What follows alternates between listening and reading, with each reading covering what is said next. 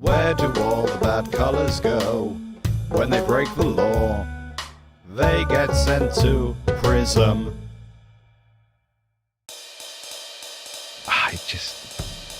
I just don't want to. Thank you for the invite to your social soiree. I read through the specifics and have nothing to say. For the entrees sound delicious and desserts they look just fine. I'm anxious and introverted but would feel rude to decline. I'll make non-committal noises regarding your social soiree. It's not the most convenient time nor the most convenient day, and if you mention it once more to me I'll run away down the street. I don't want to go to your bloody thing but was trying to be discreet. You know, the thing is, the next day we've got to go to our parents. I just got to get up so early, you know, so I don't really want to. tricky age, isn't it? I don't really want to go and and then have to leave early because we would, so it would just be easy to not go. You know? Yeah, we won't. Yeah. I can't make any promises. Well, next time. I would. We'll go next time. It's not a big deal. I sincerely hope You're making it a big deal, and that is you don't, exactly what I wanted to avoid. That's why I wrote a song instead of actually replying to any of your emails. It's just easier. Yeah. Sorry about that. No. Well, I mean, I can't. I'm not sorry. To. No.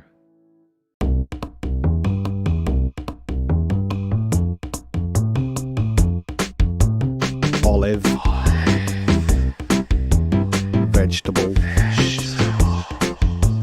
rapeseed, almond, coconut, lavender, palm, crude, baby, massage, essential, CBD.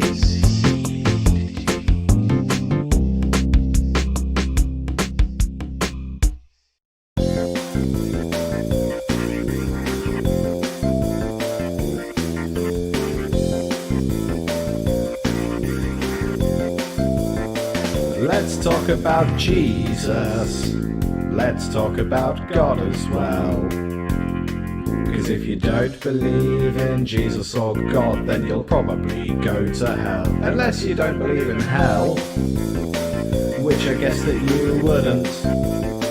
In which case it's fine. I won't see you in hell.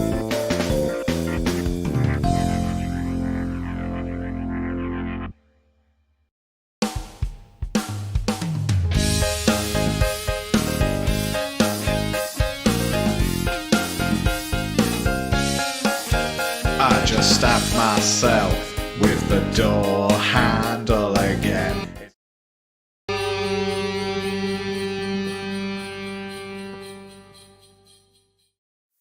Away in the manger, no sleep 'cause you're no good.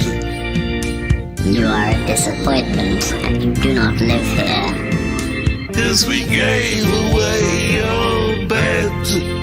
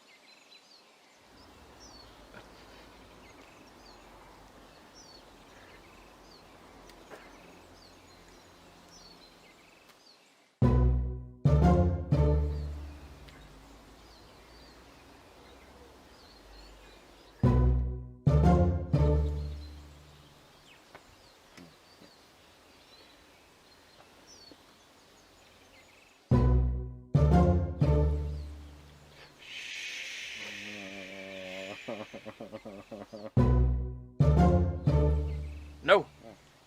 No. No. No. No. No. No. No. Back. Down. No.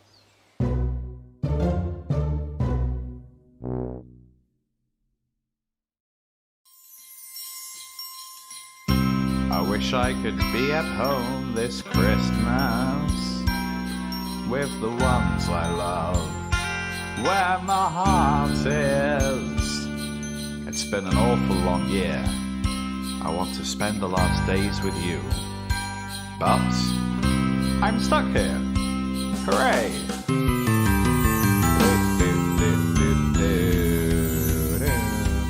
I was driving all night to get to your family and you.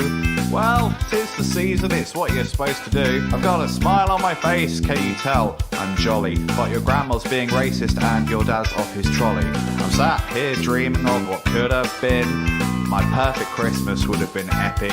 We're at home with the lights out, playing the SNES on the telly, or strapped to my PC, being a one-man army. But in a fortnight's time it will all be over. I won't last 10 minutes, at least not sober. I'd rather button bash at home this Christmas. Mother, father, and all of you, I'd rather clean my horse in Red Dead Redemption 2. The holly, the ivy, the presents under the tree. I'd rather spend 9 hours dying first in PUBG. We're all sick and tired of your uncle's card tricks. I'd play Fallout 4 over 76. Mistletoe, candles, the pear tree and the partridge. I could dig out the classics and blow the dust out the cartridge. In a fortnight's time it will all be over. I won't last 10 minutes, at least not sober. I'd rather level up at home this Christmas. In a fortnight's time it will all be over. I won't last 10 minutes, at least not sober. I'd rather put my controller through the screen this Christmas.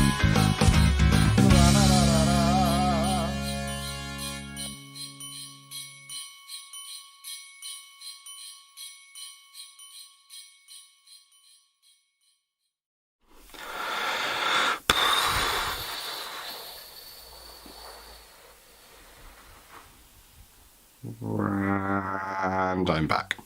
Hang on. There we are. How does it feel to be spooky, Si? Very. Intro, Ben and Liam with conversation about unboxing this game /magic/describe/do. No, that means a change in... Never mind. So what's the first bit then? The first bit, before the introduction, we're going to say Well, no, you can that's get the super loot. That's for the end. That's for the end, so why is it first? Because I wrote it down first. Do you want to say it? Do you have anything to say for yourself? Yeah, man, rubbing nipples is amazing. I mean, at least you own it, I guess. Kittens. Robes. Jack. Ow. So we're basically like 20 years in the future, but our clothes make us look like we're scummy college dropouts from the 80s. I'm recording, go away. It's really hot in here. You're really hot. Ah. No, but seriously, there's like 14 lights and it's terrifying. Are you proud, father? You know he's not.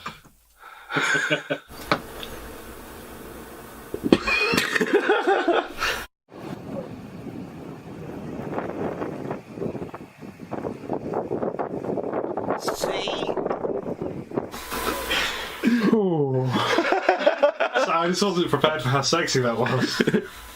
You really caught me off guard. Mayo. I eat you every day, oh. You make me feel okay, oh. Mayo. Simon, vlog. It's a good vlog. It's a good vlog, buddy. Good lord.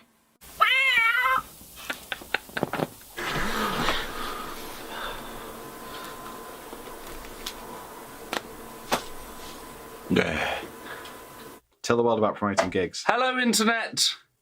We are speaking to you from the past. It's currently our now, but to you, it's also now, but our past. Let's see your best impression, Ben. Of what? Just your best impression. Betty the got the whoops in my beret, caused a lot of trouble. Who's gonna see the Queen on Christmas Day then? You're editing it correct. Nah, I might just upload it straight from the SD card.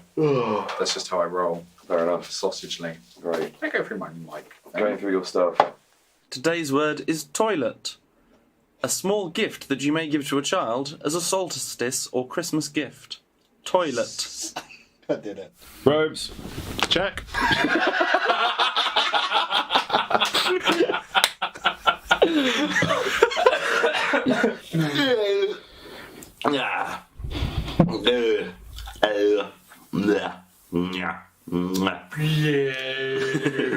Let's sing a song about our predictions for the future. It will happen unless we're all dead. Quickly, Ben, witty retorts. Ha! That's a sort of cake that makes jokes. Oh, that's a wittier tort.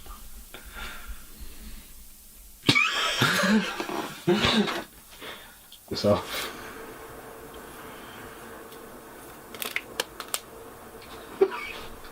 That was Sinbad's idea. He's our tambourinist. He's got one really big arm, which is weird, because the tambourine's really quite small. Ben's just turned up to remote. And the battery's out! God damn it! What a day.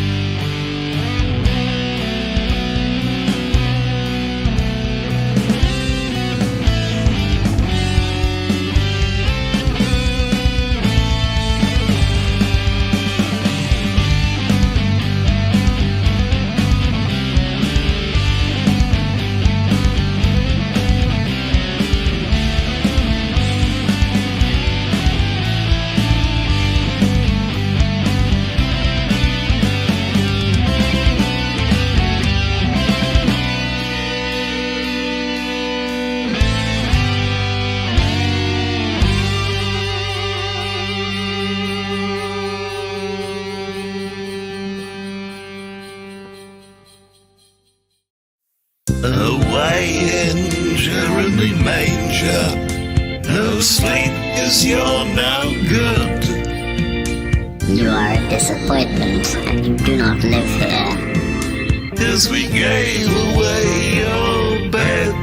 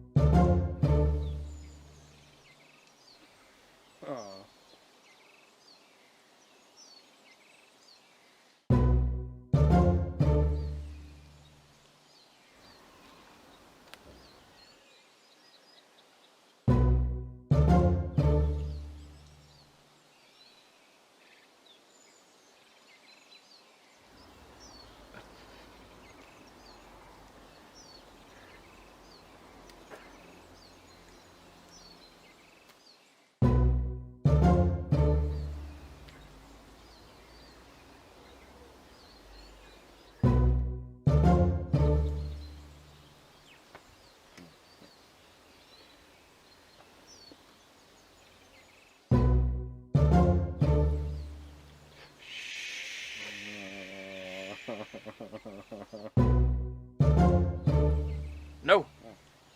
No. No. No. No. No. No. No. Back. Down. No.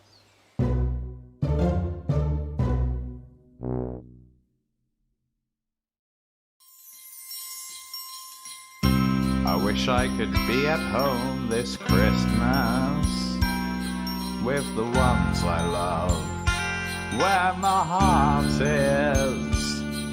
It's been an awful long year. I want to spend the last days with you, but I'm stuck here. Hooray!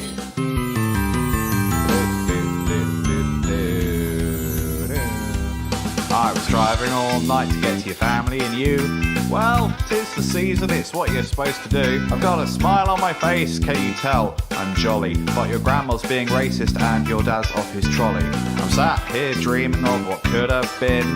My perfect Christmas would have been epic.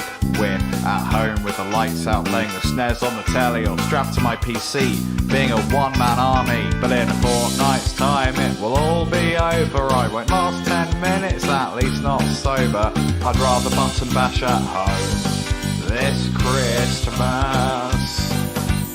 Mother, father, and all of you, I'd rather clean my horse in Red Dead Redemption 2. The holly, the ivy, the presents under the tree. I'd rather spend 9 hours dying first in PUBG. We're all sick and tired of your uncle's card tricks. I'd play Fallout 4 over 76. Mistletoe, candles, the pear tree and the partridge. I could dig out the classics and blow the dust out the cartridge. In a fortnight's time it will all be over. I won't last 10 minutes, at least not sober. I'd rather level up at home this Christmas. In a fortnight's time it will all be over. I won't last 10 minutes, at least not sober. I'd rather put my controller through the screen this Christmas.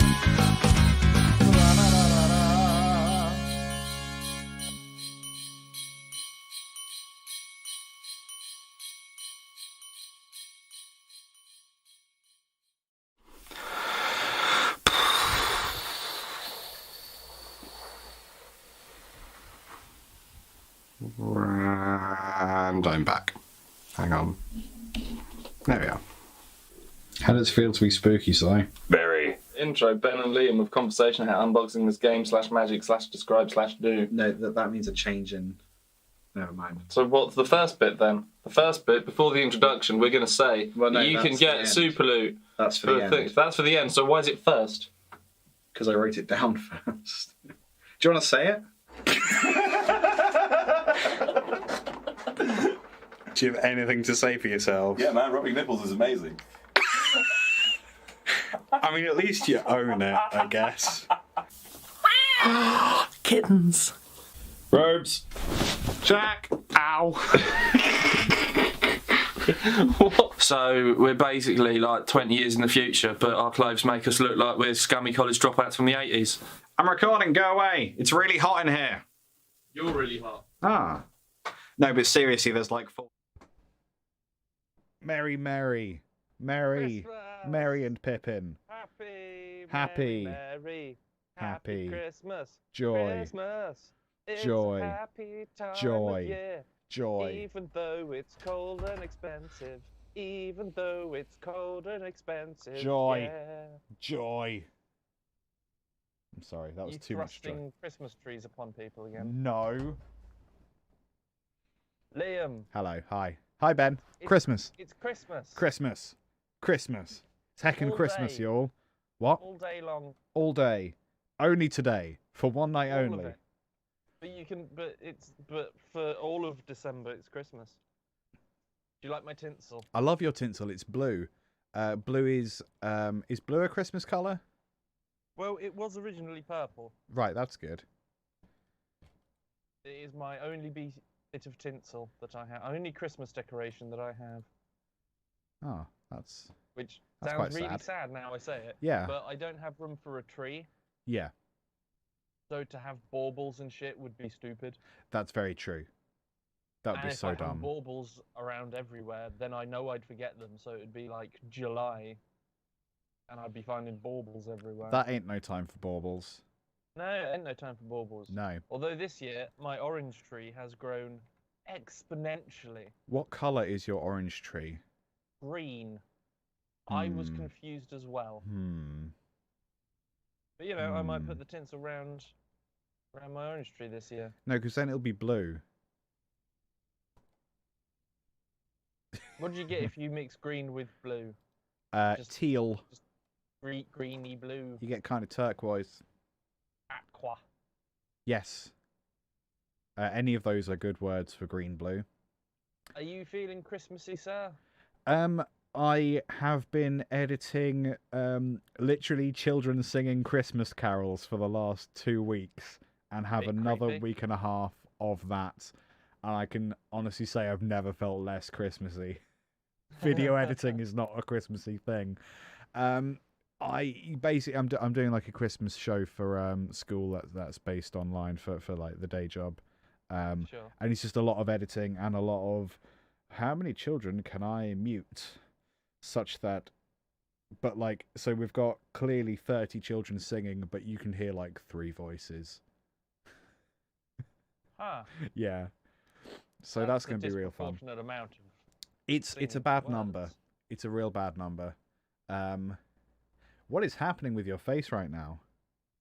I don't know. I can't see because my Skype is I can't figure out how to make my face anything bigger than a postage stamp in the top right corner. So I have no idea what I'm looking like. Right, okay. Really? Okay, well I think you might just have to.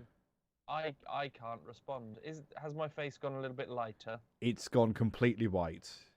Cool. That's because I'm going to go on YouTube to see what my face looks like. But apparently, opening YouTube... Can't you just do that on your phone? Don't you try and sass me, boy. It was then that Ben realised he owned a phone. He did own a phone. Because you don't even need to see it in like full resolution. It You is just need to... white as fuck. Yeah, Yes, okay, yeah, fair true. enough. There Thank we you. go. Much Is that better. better? Now you're lovely and pink. Like a fresh orange. Oh, I see. Orange is a green, Liam. What? Quickly, get some blue Wait. tinsel on them. Welcome to the Conversation Hat podcast live stream. Oh It's shit, yeah. It's Hi. both a podcast and a live stream, but both of those things are Conversation Hat. It's Christmas, y'all. Fun fact, this isn't going to be fun for anyone, but we created the event page for this. When did we have that meeting? Maybe 2 or 3 months ago? And we just like knocked out Yeah. titles for all the live streams. Celebration of Democracy, it's Celebration of the Spooky, and what was it? It's Christmas, y'all. Christmas, y'all. And then I sat down at Restream, which is the software that sends the show out to YouTube and Twitch simultaneously. Magic. And I had to put in a title. I was like, oh crap, I can't remember what we called it. Bugger. Okay, I'll put in something stupid, and like it doesn't really matter because it's just everyone knows it's Christmas. It's fine. And also our USP is sort of that we're a little bit shoddy and like we use tone deaf language quite often. Yeah, we're shit. So I was like, okay, let's just call it It's Christmas, y'all. And then if I can find the original title, I'll swap it to that. And then I went live as like, oh crap, I nailed it. Or we would just crap both times. Yes, that's also possible. Thanks, man. Yeah, I'm starting to feel Christmassy. I've realised that actually, like, this week ahead of me is a little bit busy. The next week is real busy. But then after that Sunday, I think, it's just heckin' Christmas town, y'all. I've got, like, a couple little jobs I need to do over the Christmas week. But, like, basically... Mary. So I'm trying to look forward to that bit because I tend to focus on events that aren't like celebrations, but events that are like real big in terms of workload. So like if I have a big event before or after my birthday, I'll tend to like fixate on that and forget, oh, actually I have a birthday that I will probably enjoy around the same that you time. will probably attend. Yeah, I'll have to be there. Like, birthdays are inescapable, like Hanukkah. So yeah, that's where I'm at the moment. I just need to be like festive, but it's not happening yet. Soon, maybe. How are you? You're You'll covered get in there. tinsel, and you've got a Christmas jumper on. So like, I do have a Christmas jumper. Well, I thought I'm gonna take this off because it's hella itchy. yeah, it will be. But that can stay there. I can still go in wherever. shot, so it's a little festive. Yeah, I'm wearing a Christmas jumper, which I will tell you a little more about later. Nice. I 'cause look forward to that. That's part of the show that I've planned. This And right now. I don't want to do that now. And Yes. then either do it again later, or not have anything else to say at the end of the show. Yeah, exactly. This is all pre-show. This is unscripted, and well, excuse me. This is the bit that's supposed to be unscripted. The rest of the Which, show. to be fair, we haven't scripted it. Yeah, that's true. We're not liars. The live stream we have today is leftover questions. We were really lucky to record a podcast with actual Santa. I was surprised he was free Alright. as well. So Same. we recorded that recently, and we asked you lovely pod babies if you had any questions to go in ye olde hat of chaos. And you gave us loads, and like we couldn't get through all of them with Santa because obviously We did want to, but we wanted to. he's crazy busy. He literally threatened us with physical violence. So not on us, like on the elves, which I thought was a bit much, but whatever. Yeah. So we've got loads of leftover questions from you lovely pod babies, and a few that I think just the hat made itself. So we're going to go through them today in the live stream. That is the format of the live stream for today. Before we do the actual live stream, we tend to have about 40-50 minutes of kind of rambly talk because that's the joy of live streams. Normally, we're shouting angrily about politics. Yeah. Let's be honest. It's- But we got that out of the way last Yeah. month. Oh yeah. Because there was all politicky shit then. Yeah. And it's Christmas. So there should only be politics and arguing about the Christmas table Yes. with an elderly relative who you may not see this year. Yeah. You might have a not racist Christmas. because of Joyous COVID. Noel. Silver line. Silver line. Silver line of tinsel.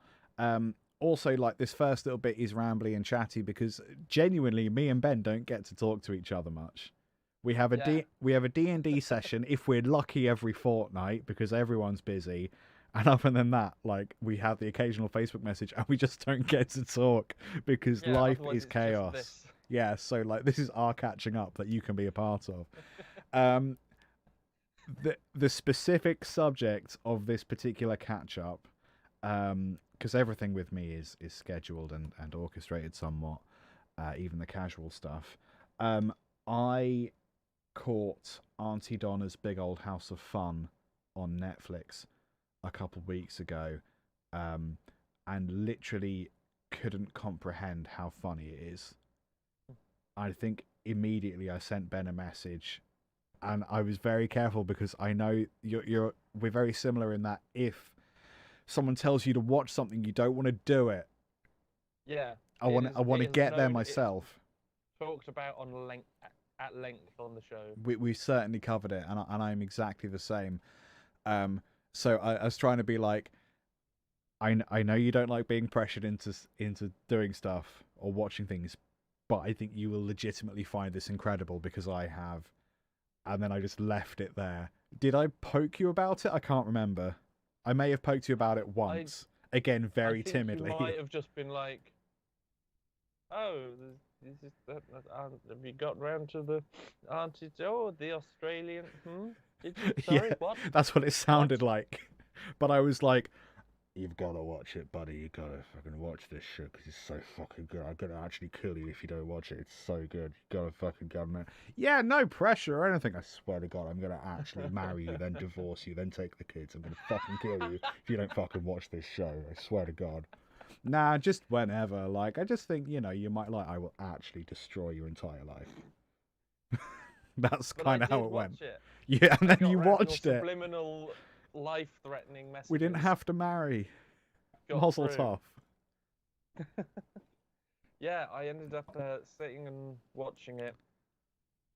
It's all right, isn't it? All in one go. Yeah. In one solid, chaotic sitting. Yeah, it's nuts. It's full on nuts. It's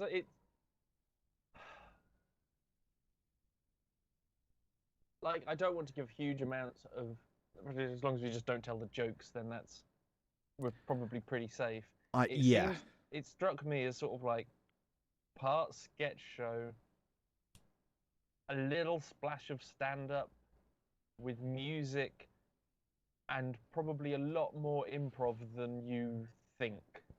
Oh, probably. Yeah.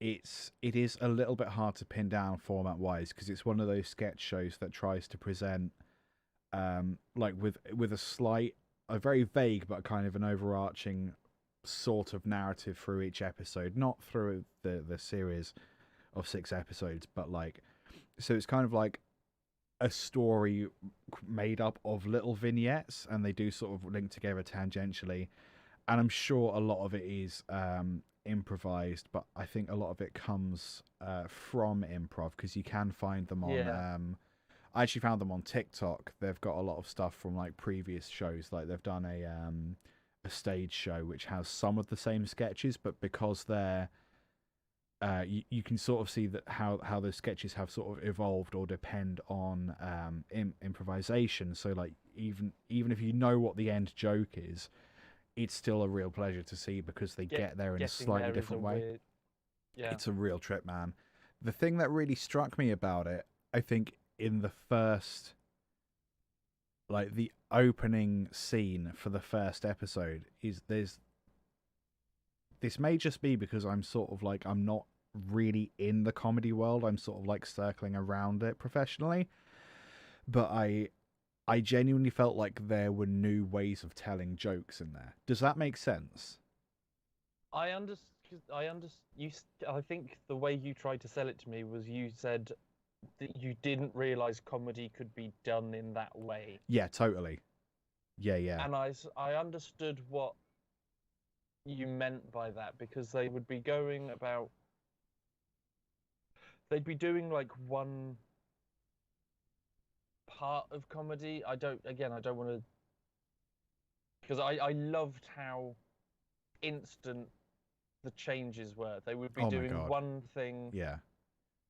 One area of comedy, and then just shift instantly and seamlessly into a completely different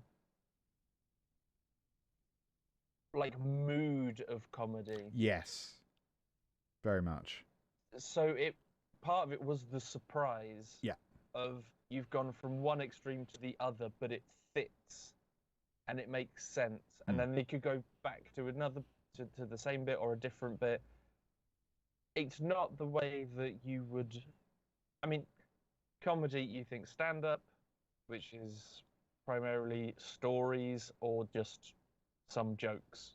Yes. Yeah. You've got sitcom, which is some jokes in a little story. Then you've got sort of like irreverent stuff, like South Park, maybe? Yeah, totally. Like, which is... But it still holds very much the same structure. You know, a South Park episode would be very... You can compare it to other South Park episodes and there'll be lots of similar structures and rhythms. Yeah. This doesn't have that.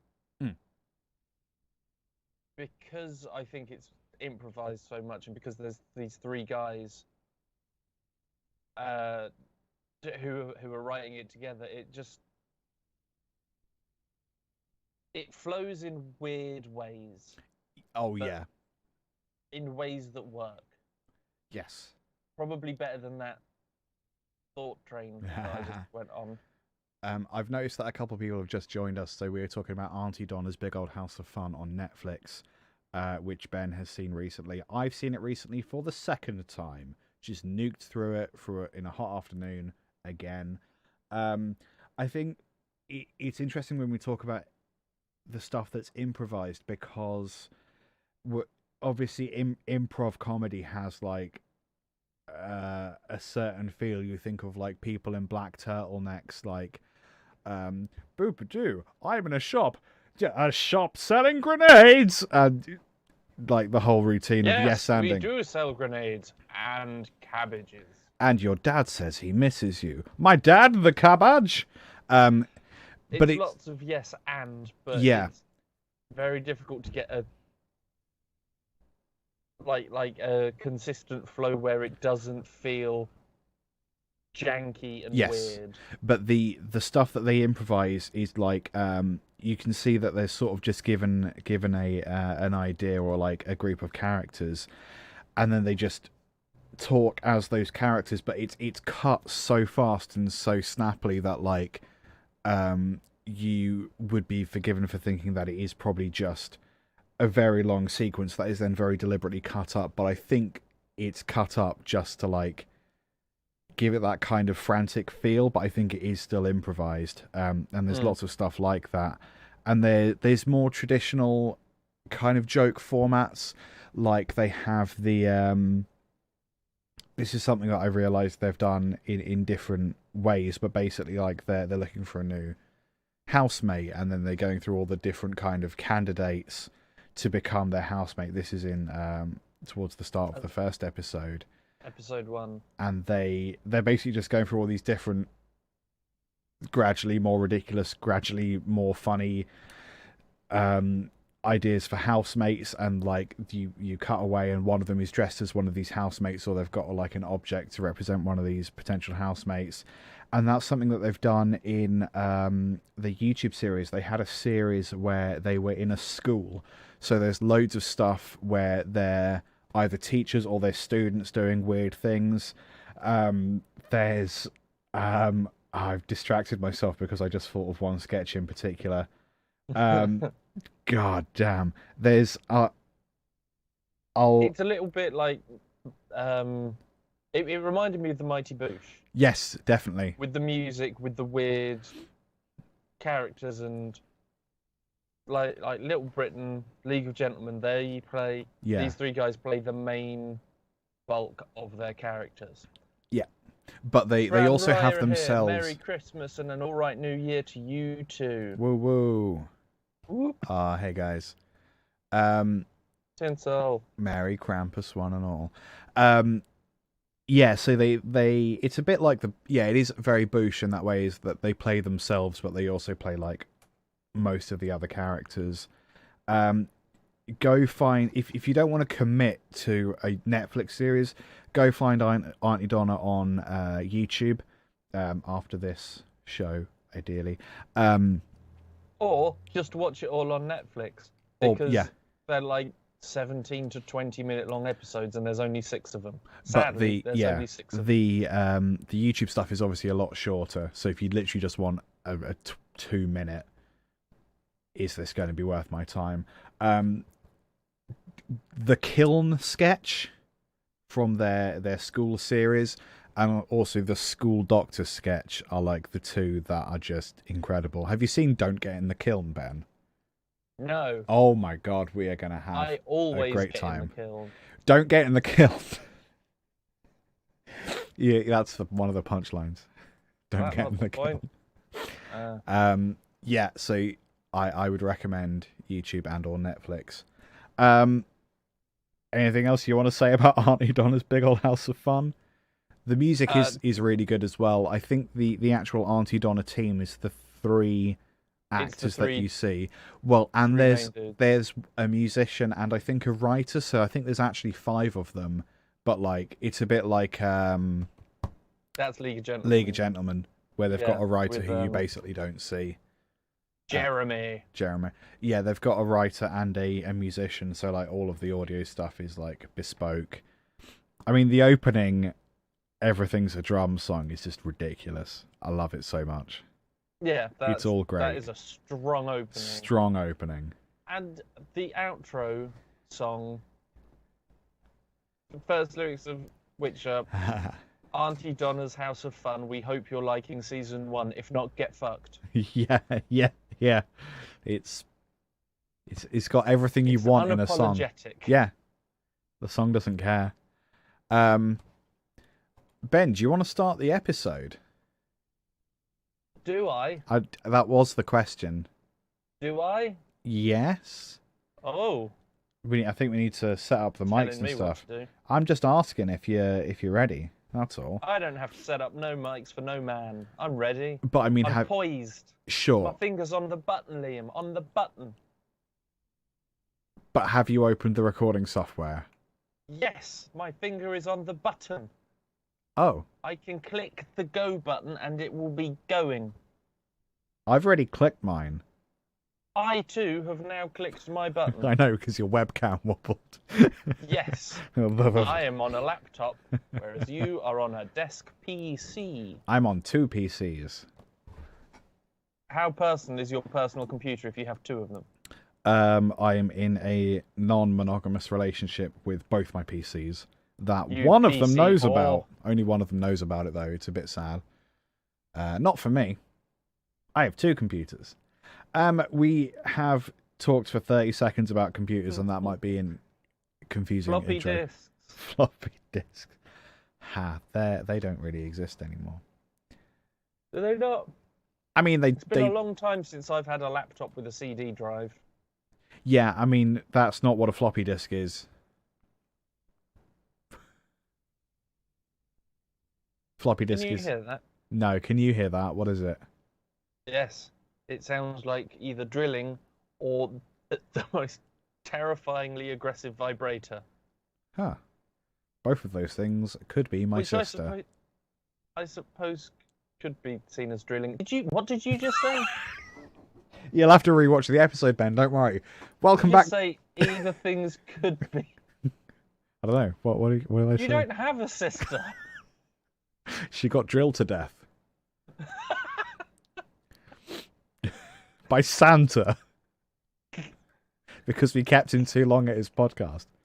Welcome to the Conversation Hat podcast. Oh, God. Christmas live stream special. One of 2 Christmas episodes.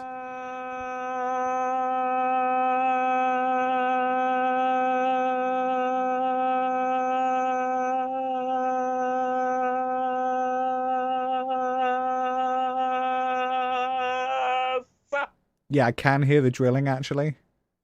Oh. That was me. Oh, I thought that was drilling. Hello, wonderful pod babies, listening back to the podcast or watching the live stream. They happen at different times, because that's the nature of entropy. Ben, how Christmassy are you on a scale of 1 to 2? Oh, I'm probably I'm just shy of murdering the firstborn of each household. So that's about a 2. That's good. I'm getting close to Herod. You know. Oh wow.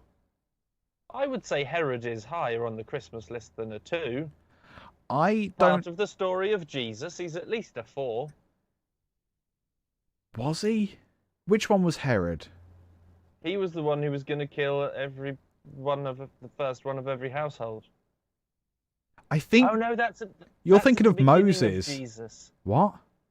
Is that Moses? I think that's Moses. I thought it was Christ our Lord. Okay.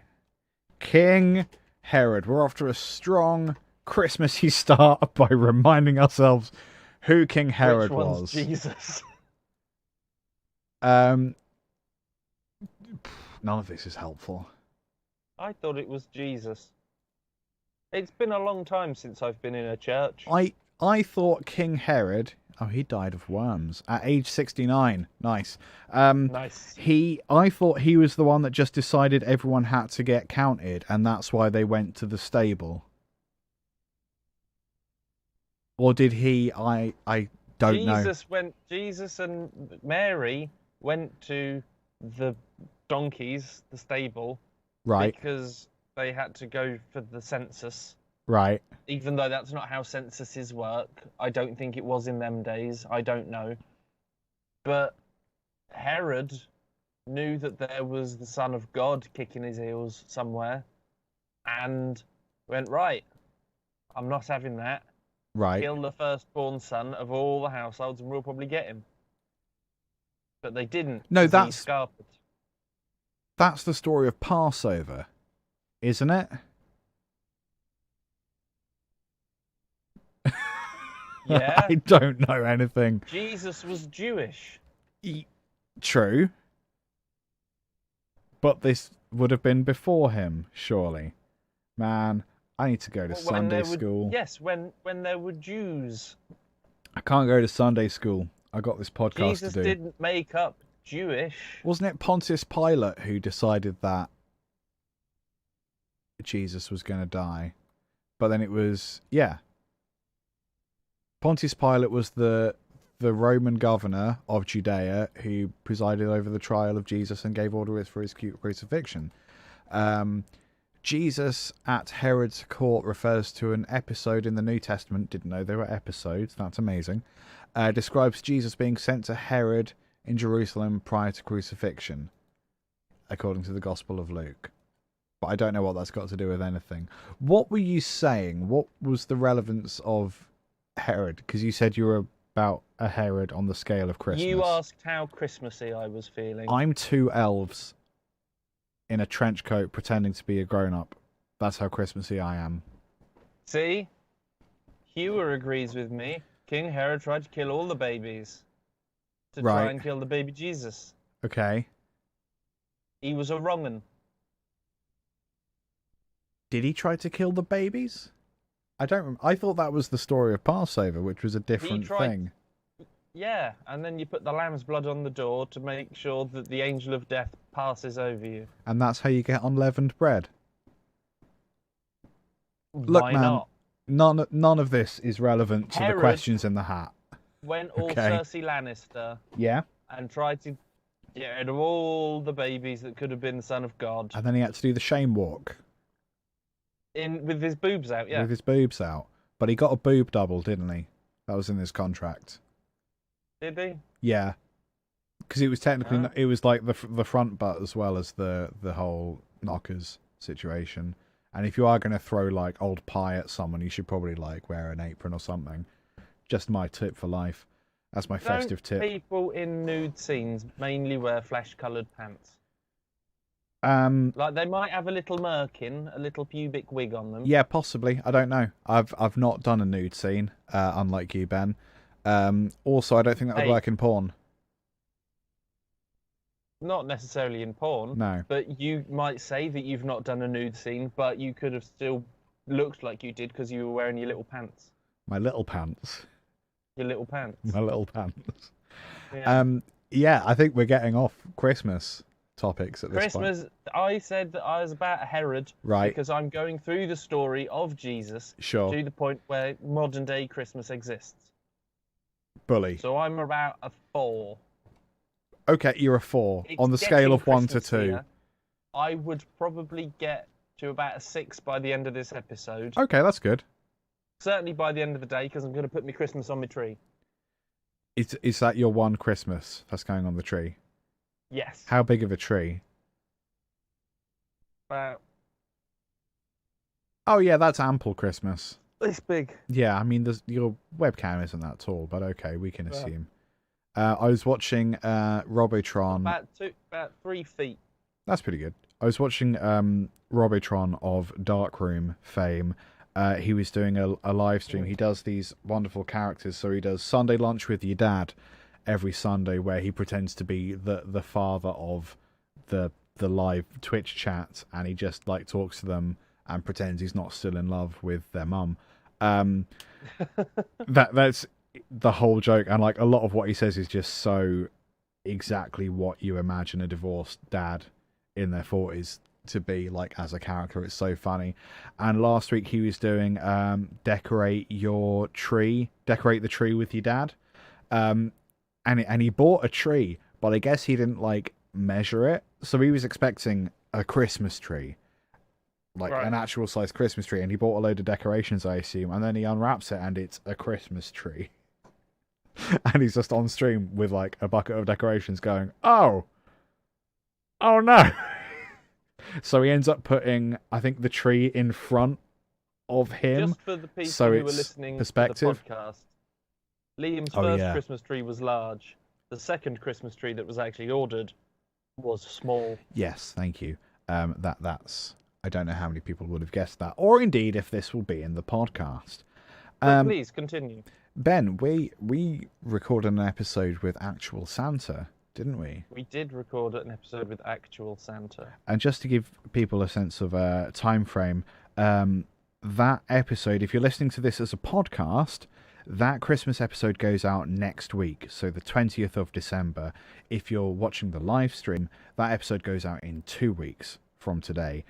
Which is still the 20th of December. Which is still the 20th. That doesn't change because of the nature of time, which is a man-made construct, but nonetheless has rules. So what's going to happen is we're not going to do the Patreon pre-release for Christmas, but Fuck that shit. But patrons are still going to get an exclusive one question mini episode with Santa, which, having recorded it, there's going to be a court case or something. Santa's very angry. Oh, he says some you things. Wouldn't expect such fury from. I'm kind of glad it's behind a paywall, because I assume all the jurors will have to become patrons in order to access the evidence. So I'm excited for that. So on the 20th of December, everyone's going to get the Christmas episode with actual Santa, and patron pod babies are going to get the Patreon exclusive mini episode, and then we're going to have a week off for Christmas because I think that's fair. And truly, I haven't genuinely not thought about anything past Christmas Day at this point. So we'll work that out at a later date. So having already recorded the 27th, for example. Yeah, what even is that? Not sure. So we have recorded with Santa. My brain, man, it's all mush. Having recorded with actual Santa, we have a few questions left over, and that's what we're going to go through today. Some of your questions. I think that you asked. They are at least mostly Pod Baby Christmas themed episodes. Some of them might not be Christmas themed, but I think we can make them Christmas themed. Should we give it a go? Should we try? Let's get all Chris on our masses. Christmas. My asthma has actually been better recently. Is it because you have to wear a face mask everywhere? No, that actually aggravates it slightly. Yeah. Right, okay. Question number 1, coming out the hat, which is glowing green. Like a Christmas tree. Like an Christmas tree. Also, if people want to ask questions in the chat... Oh yeah, just go nuts. Go for it. That'll be fun. Interactive. If you listen to a podcast, you've missed your chance. Yeah, screw you. Get on it. Just writing down the time. Okay. This question is from Sarah Vine. Hi, Sarah Vine. How fast is Santa actually going to visit all the children in the world? Oh man, do we need to do some maths? I genuinely think that someone has sat down and done the maths for this. We're not allowed to actually do maths on the show because of what happened last time. That's how that's how the hat came into being, because one of us tried to do a basic equation. Maths, not even once. Not even once. 7 billions are 1,000 million. Yes. Sure. This is how we ended up with a hat last time. Okay, my calculator doesn't go up to 7 billion. Okay. But okay, so there's 7 billion people in the world. How many of those do you think are children? At what age do you stop being a child? I would say up to the age of 12. And how long do people live? Irrelevant. No. Yes, I just need to find the percentage of the world's population that is 12 or below. Okay, bear with me. How long do people live? Just on Like average. 80 years? 80 years. So if there's 100 people and you live up to 80... I see. There you go. So what's that maths? You can see where I was going with that. What's the sum you need to do? 100 people that live up to 80. What? Yeah. So what's the percentage likelihood that someone is 12 or younger? If people live up to 80. What? Okay. I'm not a mathematician. And I'm just straight thick. If people live up to 80 and there's, say, 100 people, then that means that the percentage of those people who are 12 is probably around 15%. So Why? I because of the maths I just did that I walked you through. I don't know what I'm doing, but I reckon it's 15. That counts as maths. I reckon it's 15%. But people are getting older and older, so the 7 billion, the majority. Yeah, but of people are them being would born be... and dying as well, so that's irrelevant. Yeah, but there's people that are Right. dying less because they're living longer. Yeah, but COVID also. Let's say 10% of the world are kids. I think 15. Well, I can do 10% of a billion. So that's 70 million? Is that 10%? Sure. Or is it 700? I don't know. No, 700 would be like would be more percent. So 70 million, let's say, are children. Right. Divided by 24 hours because nighttime goes around. That's that is true. Just under 3 million children per hour. Right. That is 48,611 children per minute. Right. Let's take into account, like, siblings. Yeah. And like triplets and stuff like that. So I'm going to divide that by half. Okay. So it's 24,000 homes per minute.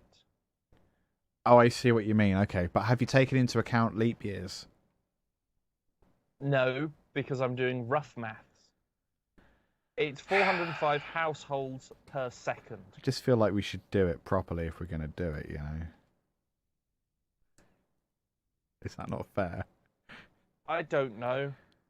405 households per second. How long does it take for me to get to your house? You're giving Emma here a headache. About 15 minutes, I would say. About 15... What, if he's got to go door to door? So 15 minutes. How many seconds are in 15 minutes? 66... 900. 900, so... He goes 900 times faster than a normal person. A normal person travels at 4 miles an hour, so 1 mile, so 9... Did we say 90,000? Yeah, I think we said that. 90,000 times 4. Okay.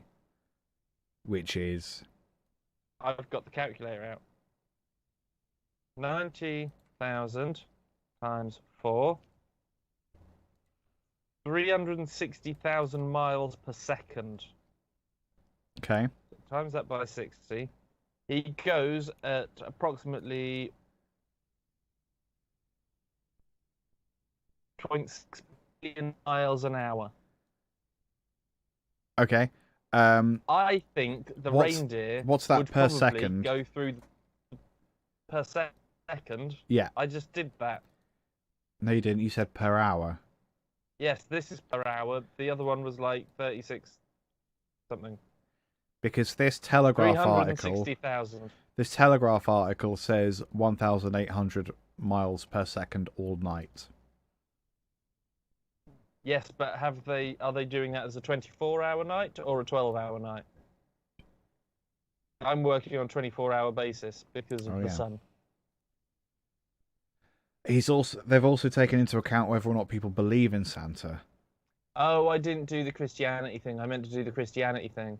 Well, I mean, it's more of a Coca-Cola thing than a Christianity thing at this point. But true. also, like, other cultures have, like, Krampus or Dauphinoise, the gift-giving potato, who's popular in Croatia. Are they? Yeah. It is a they. Well done. Potato-based gifts in Croatia? No. But... No, because why would he give them part of himself? Really quiet job. Why would he? No, because he wouldn't like shave off a little bit of himself and give it to the kiddies to play with. That would be horrifying at Christmas. No, he gives people like guns. He's an arms dealer. Oh shit! A Christmas arms dealer. Christmas arms dealer. There you go, Sarah. I feel like we've really covered that. You know? Yeah. Yeah. Making us do maths. The answer was those numbers that I said minus Christianity. Yes, taking into account Dauphinoise, the arms-dealing Christmas potato from Croatia. I mean, it's very important that we move on, frankly. Or perhaps Bradley James in the chat has asked, why does Santa never go to the neighbor kid's house in the movie? Just straight up leaves and goes 30,000 miles somewhere else. What we could also hypothesize using that information and what we've discerned from Sarah's question. Oh boy. Are you aware of the theory that there is only one atom in existence? That atom can transcend time and space. So it is the same atom that is constantly flowing through all possible moments in time. Right. And that's what creates matter. My answer. If Santa is working on that same basis. Yeah. He's not going to the neighborhood kids. He's not going to the neighbor kid's house because he's already there. Right. My answer is that only one Santa, but there's many. He's in lots of places at once. We're all time travelers, Bradley. I'm doing it now. It's just the speed. We're traveling forward in time at the rate of 1 second per second. There's a Bob Odenkirk, David Cross joke about a real time travel machine. Is it a real time travel machine, or is it a real time travel machine? You just get in a box and then you walk out and it's that much time later. You're going in real time. My hypothesis is that Santa has to go in alphabetical order. Or he beginning dies. With first names or last? You start with last names, and then the initial of the first name. Right. Yeah. Like in schools. This next question is a hat-generated one. Ooh. I know, magic. Real Christmas tree or fake? What, like a metaphorical Christmas tree? No, I think it's... One existential Christmas tree, please. I think it just, like, in terms of for decoration, like, do you have a real Christmas tree that is both corporeal and from a forest, or do you have a fake one which is still corporeal but plastic and something you can break down and reuse the next year? Well, as we said earlier, I don't actually have a Christmas tree. But you got that tinsel. I've got my bit of tinsel, and I've got my orange tree. Yeah. Which I suppose would be a Christmassy tree when I put tinsel on it, so that's real. That is real. We used to have real ones when I was little. Mm-hmm. The cat would always climb up in them, and there'd be loads of needles everywhere. Right, yeah. But it felt more Christmassy than the fake ones that we got as I got older. Sure. Like the fake ones, I'm not sure if they're better for the environment because you just have one for like 10 years. Yeah. Whereas live Christmas trees, unless you're those people that will buy a Christmas tree and keep it in the pot and put it outside until it grows next year, and then you can't get it in the house, and then, oh God, yeah, why am I part of this train of madness? You know, you'll probably be buying one every year. Yeah, true. But that means that a new tree has to be grown every year. So is that good for the environment or in bad terms for the of environment? like in terms of the oxygen created whilst it's growing? Yeah. You make a good obviously point. the fake ones produce a lot of plastic. Yeah, it's tricky actually. It's a bit similar to the whole meat situation. In that, if the whole world went vegetarian overnight, you just have all these cows wandering around forming governments and wanting to vote and shit. So, like, isn't it just better that we keep eating them so they don't gain sentience? Yeah. I would say that it would be better to phase them out. Yes. If you went vegetarian overnight, then... Yeah. And I think, sadly, if everyone did, cows probably going to get shot in the head. Yeah. Turned into... And dog food's going to be better for a couple of years. You got to do it in stages. It's like the COVID vaccine. Like, you can't all have it at once because then everyone will be autistic. Pretty sure that's not how vaccines work, Liam. I don't know, man. I've read a blog or two. I'm quite certain that you know that that's not how they work either.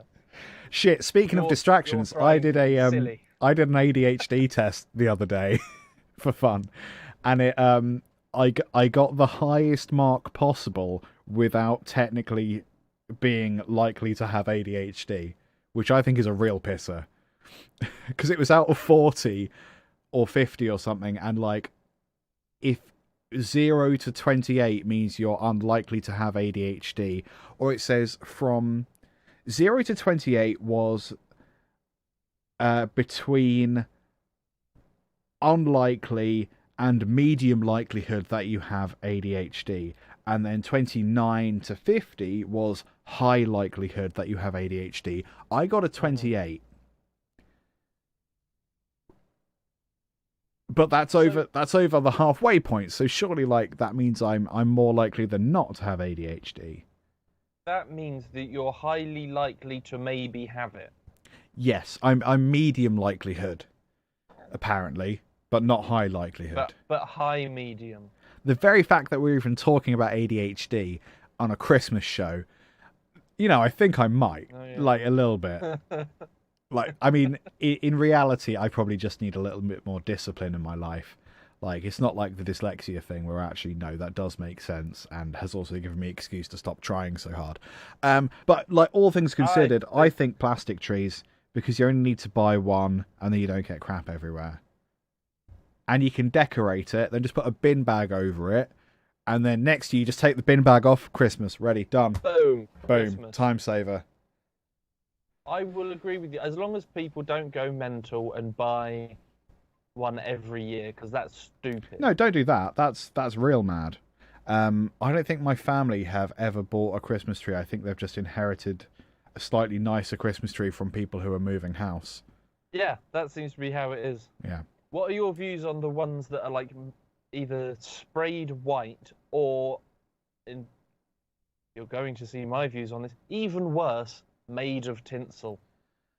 So instead of having like the leafy fake green bits, it's well, I mean, just the silver tinsel. The first argument that like popped into my head, which as I went through it briefly internally makes no sense, is well, trees aren't spray painted in the wild, are they? Nor are they made of tinsel. True. But also, trees aren't covered in bauble in the wild, so that's a moot point. Just come on, don't be a prick. Just have a green one. Come on. Did you say that trees aren't covered in bauble? In the wild. Is bauble the plural? Yeah. Like Michael Bublé, if you have more than one, it's the Bublé. I thought bauble, there was a bauble and some baubles. No, I don't know. I think I said baubles, but you maybe just didn't hear that bit, but we're talking about it nonetheless. Yeah. Yeah, no, Real one, that's what I'm going to say. I think... Real one that's not been chopped. I think Actual plant fake tree, real decorations. Yeah. So, like, you've actually got to go pick the baubles yourself. You've got to actually, like, make gingerbread to go on the tree. Yeah. You've got to shave... Harvest the tinsel. You got to shave your cat to make the tinsel. Emma here asks, what about black Christmas trees? So, okay, everything I feel about everything in the world, I have, like, a certain set of rules for, like, everything, or like, if pressed, I will come up with what I think are logical conclusions for most things in the world. And then on top of that is getting goth with it. So if there is an option to get goth with it, that will circumvent and supersede any previous rules. So I think that everyone should get a vote, and that actually first past the post doesn't really work unless there's a chance of going goth with it, in which case I think that will be the thing to do. I like cheese on my pasta, unless there's a chance to get goth with it, in which case I'll just stick that marinara and some New Rocks and drink that.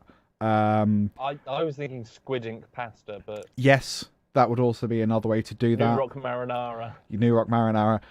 Struggling to think of a third example, so Ben, please do take over. That ice cream... Yes. That has pure black cone and pure black ice cream. Yeah, That's... I don't give a shit who you are. That looks tasty and remarkably aesthetically pleasing. Generally, I like Ben and Jerry's, but if we can get goth with it, I'll have the goth ice cream. Well, yeah. Who doesn't want to goth Mr. Whippy? Who doesn't want to goth Mr. Whippy? Spooky Cornetto, come on. Spooky Cornetto. I think with the black Christmas tree, you would need only certain decorations would work. You might be able to have some lights, but it would need to be, I think, very minimalistic, like one swirl of like silver tinsel. Sorry, I wasn't listening because I was trying to do a goth joke on Ben and Jerry's, and the best I've done is Ben and Scaries. It's more Halloween-y. Halloween is very goth. Emma, what have you started? God damn it. Does black ice cream make your poop black too? My poop is already black. So red wine does. Red wine does. That makes no sense. Come on, colours. It's the stuff in it. The stuff. Yeah. The carcinogens. The stuff in the red wine. Right. The grapes. Tannins. The wine. The wine. The alcohol. It's the wine in the wine. There's nothing in this wine. It's just like me. It's been drunk.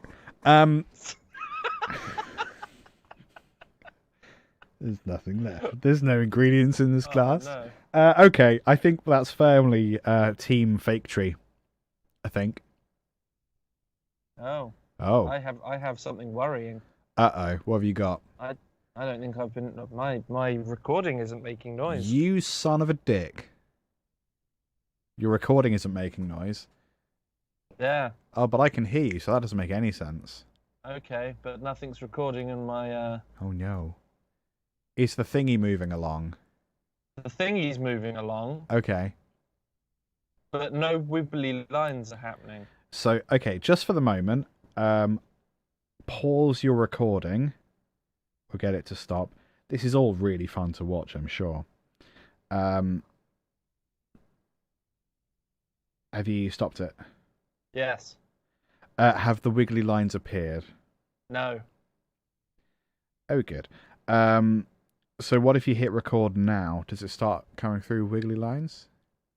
I will shout for a moment. I have got no wiggly lines.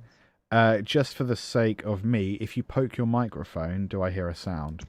Yeah, no, that's what we're hearing you through. What could you try? Is your recording software set up to receive audio from your audio interface?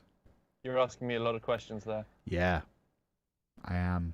Shall we pause the live stream? Yeah, let's pause the live stream. We'll be right them back, folks. Things back on. Christmas. Are you proud, Father? You know he's not.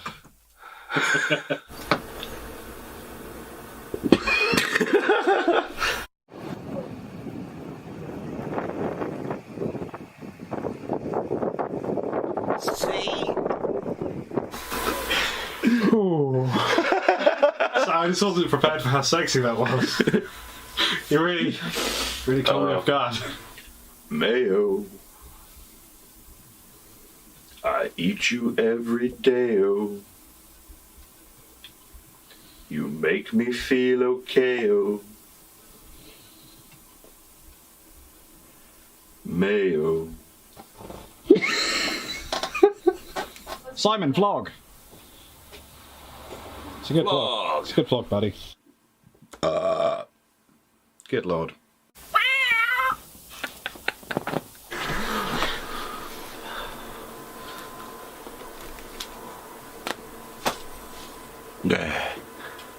Tell the world about promoting gigs. Hello, Internet.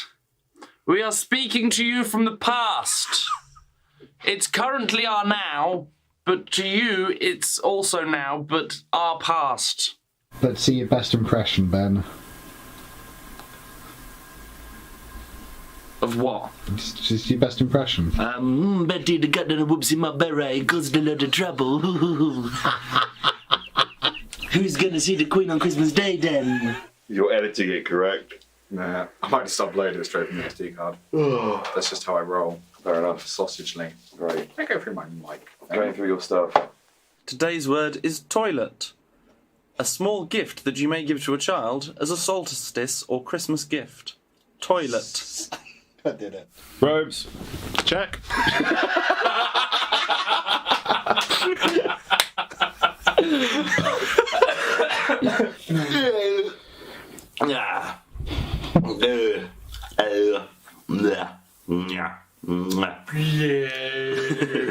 Let's sing a song about our predictions for the future. It will happen unless we're all dead. Quickly, Ben, witty retorts. Ha! That's a sort of cake that makes jokes. Oh, that's a wittier tort.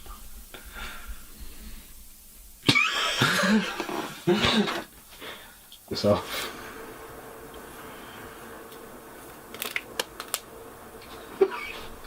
That was Sinbad's idea. He's our tambourinist. He's got one really big arm, which is weird, because his tambourine's really quite small. Ben's just turned up to remote. And the battery's out! God damn it! What a day.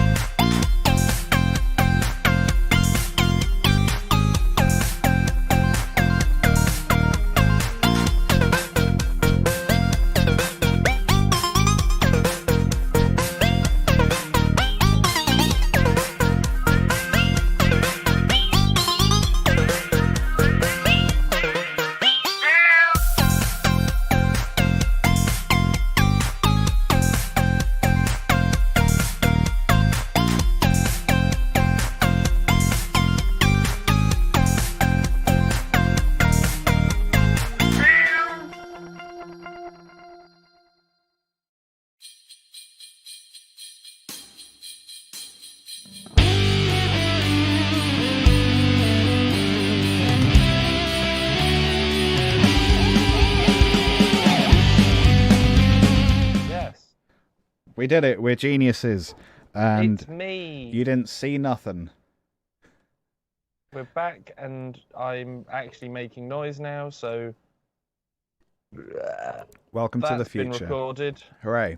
Are you already recording? I am. Bosh, me too. And it's actually it's making the wiggly lines, which is nice. That's nice.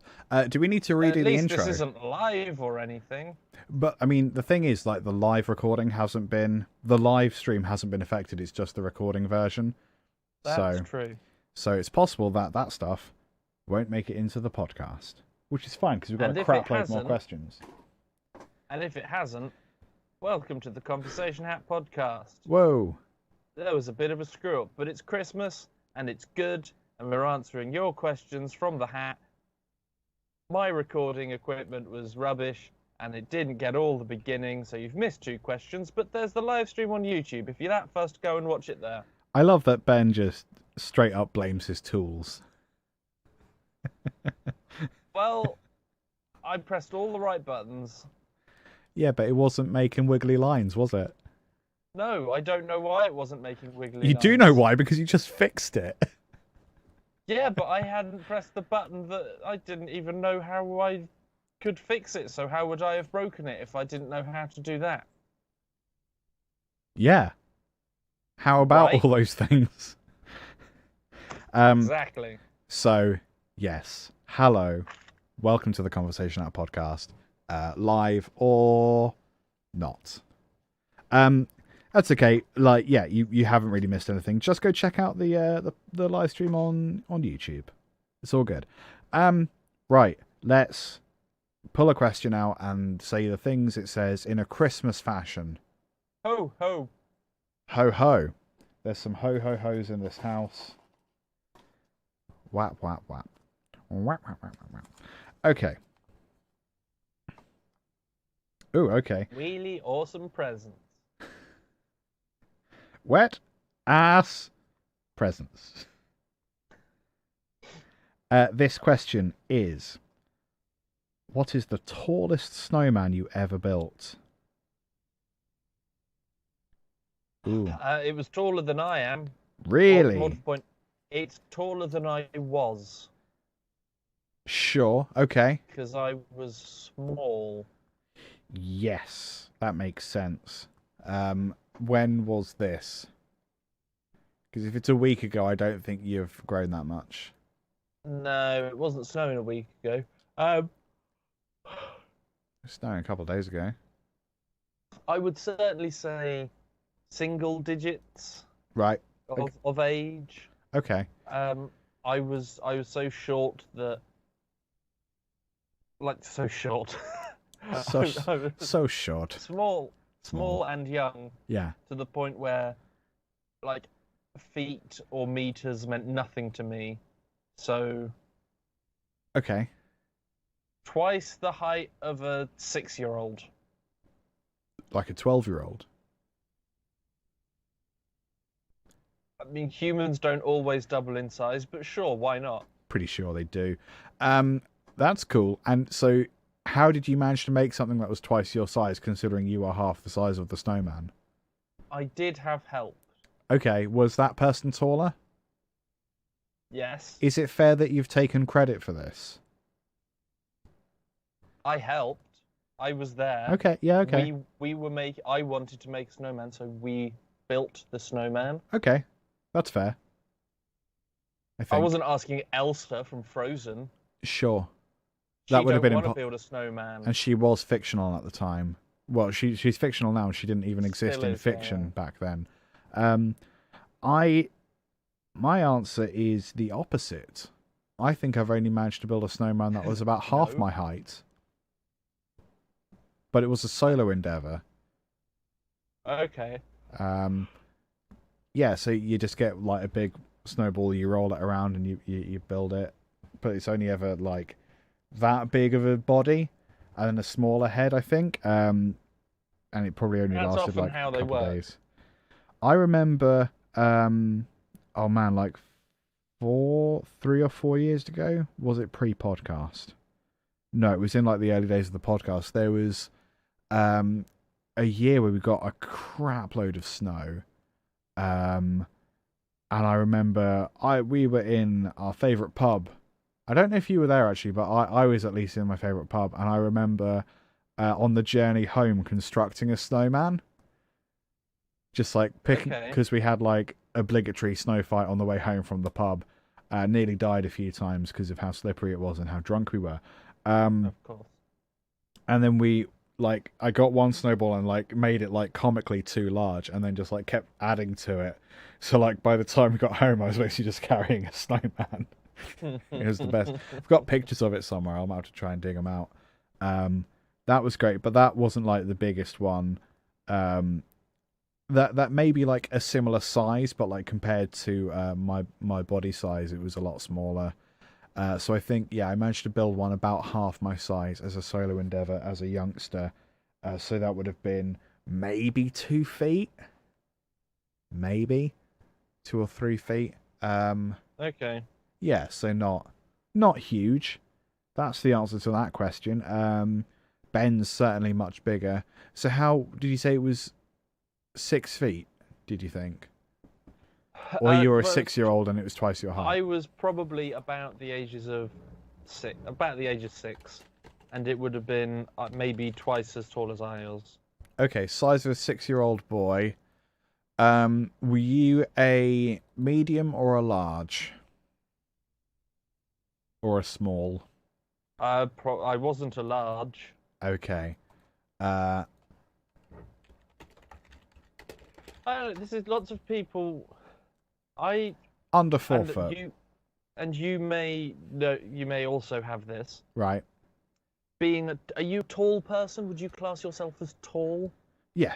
I'm not crazy tall, but I'm basically tall. But would you have ever classed yourself as tall if people hadn't gone, "Oh, you're tall"? No, I class myself as tall because I can reach things others can't, and I'm taller than the majority of people. I know quite a lot of people that thought about. Okay. I know quite a lot of people that I am a similar height to, but most of them I still slightly have the edge in height. And I think I've only ever met maybe 5 people taller than me, and most of them barely.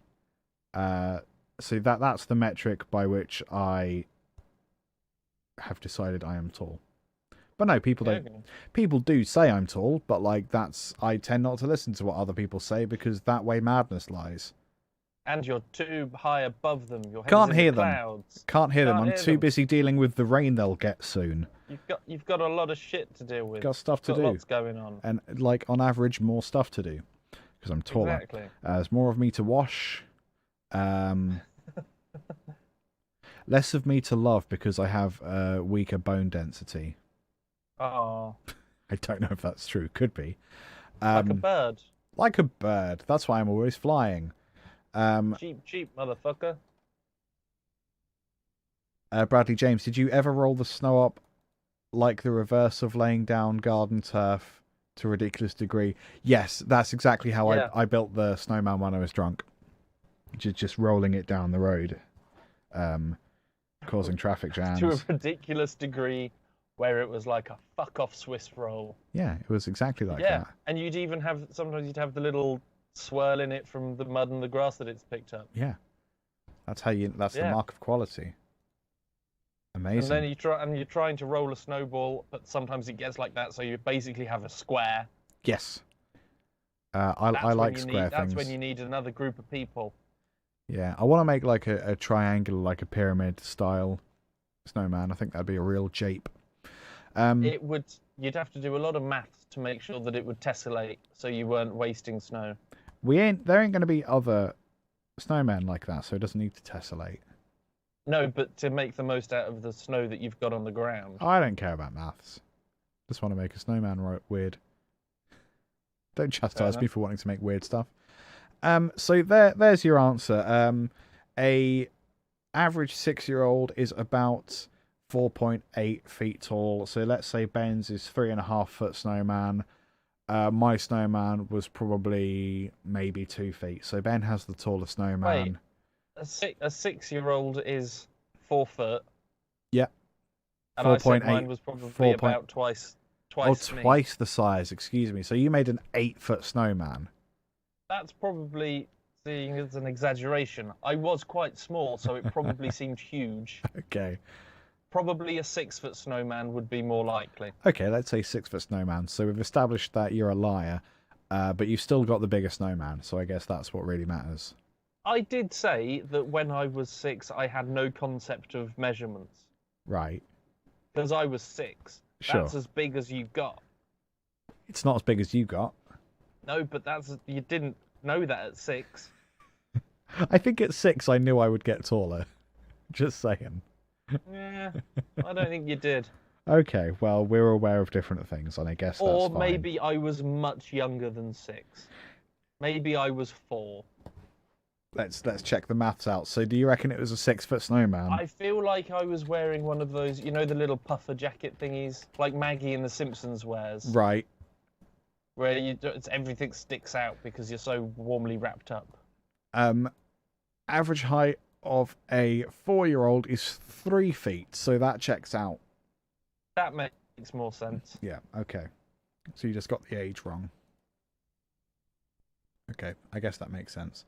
I didn't realise that I'd have to justify it so under such close scrutinisation.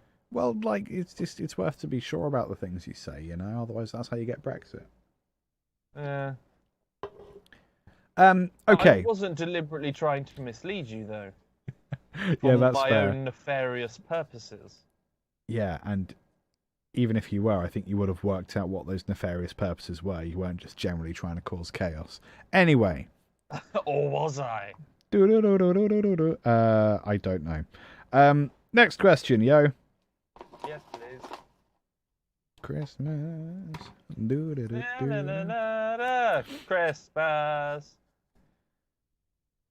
Okay, I don't think this is a Christmas question, but it does sort of link to Christmas, which is just as well.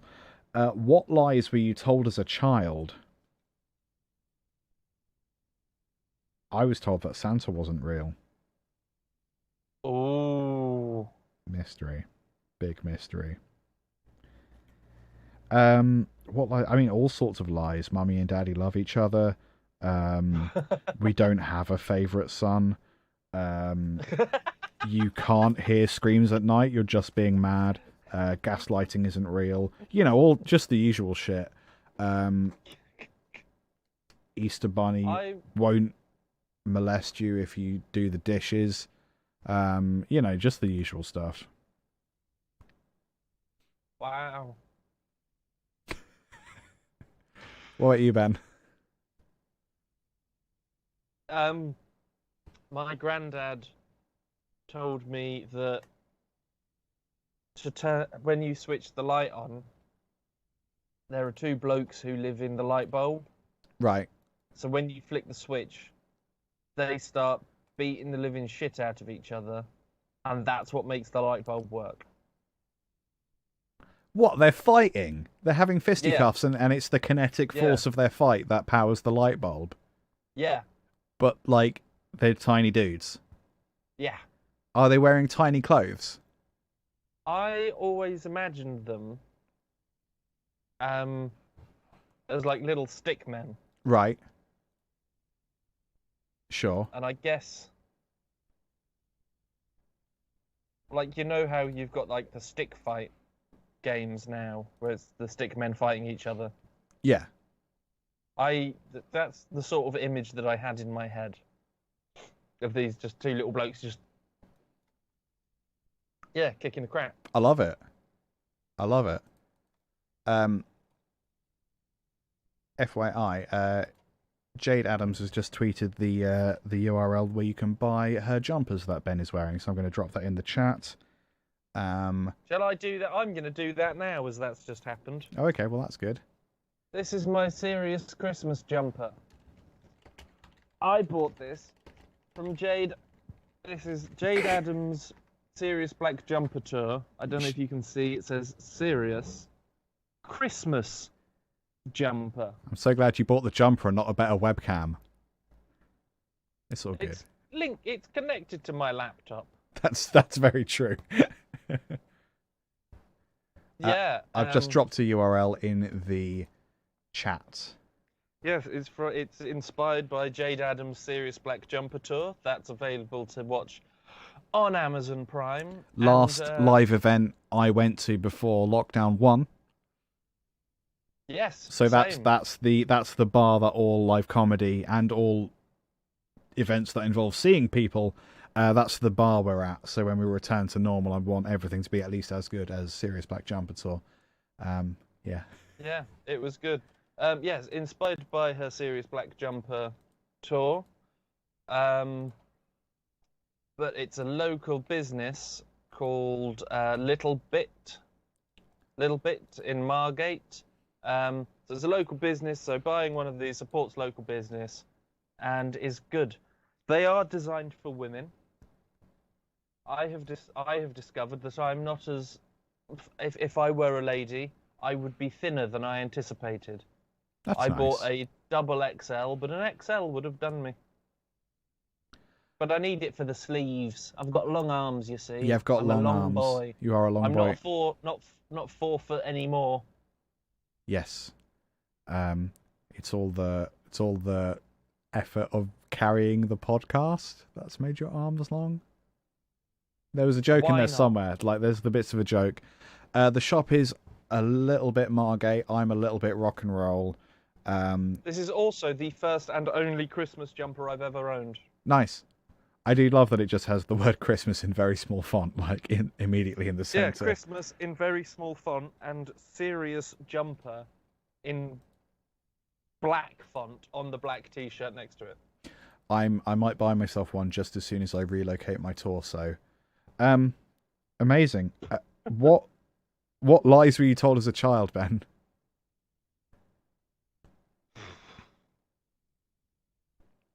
Oh, also, you can find Sirius Black Jumper on Amazon Prime. That's what I've already said. Did you say that? Sorry, when you talk, said sometimes that. I just tune it out. Yeah. Yeah. In fairness, you forgot to hit record earlier, so you know. I hit record. Yeah, sure you did. It was weird shit in the preferences that I didn't even know existed. Okay. I don't know. I'm not sure what lies I was told as a child. Have your parents not come clean about any of them? I mean, like, there's the don't pull your face or it'll stay that way. Right. Don't sit too close to the TV, you'll go blind. But in fairness, I think they thought that was true. I'm not sure if they thought that that was true because the TV had been around for a long old time. I wonder if that was something that their parents had told them, because that is something that could have been seen as true. Yeah. Or if I was just in the way and they wanted to watch the telly. I mean, it could have been that. It could be that, like, actually, logically, it's the same as listening to your music too loud. Like, you could actually do yourself harm, like, long term. But it could, most likely, it's probably one of the things like eggs. Like, do you remember how a few years ago, maybe like 10 years ago at this point, we all thought that if you had more than 3 eggs in a week, you'd get cancer or some shit? Like, that was established scientific fact. We thought that to be the case. Eggs did seem to go good and bad quite. Yeah. So, like, yeah, I think that's exactly the same thing. Like, it's the sort of thing that actually your parents probably do think is good or do think is bad to do, or like there is a logic to it. But so I don't think it's deliberately a lie. But I was told that my eyes would go square. See, that's dumb. That is dumb. So it's sort of like saying eggs not only cause cancer, but you will get egg-shaped polyps. Pollux. Jackson Pollock will come around and paint your eggs for Easter. It's going to be really weird. That's not what you want. It's not what you want. No. Sorry, Bradley and Raya. There's something with the Streamlabs bot. It doesn't like you sending long messages, but I can never work out how long a long message is. So sometimes, like, I can't send messages, which is real great to my own heckin' channel. I'll just read that out. From Raya. I saw Santa walk around my family home when I was 10 on the Isle of Wight at my grandparents' old house. The weird part was I knew it was my dad, and he had jingle bells on. Was it obvious? I mean, you don't know that was for your benefit, though, do you? That's not necessarily a lie. Could just be him cosplaying, which is what we'd call it now, as trendy people who know what people do for fun. It could just be daddy cosplay. That could be your dad's website. You don't know. Big old daddy cosplay. Yeah, you ever been to daddycosplay.org? Because That's probably it already a website. Let's be is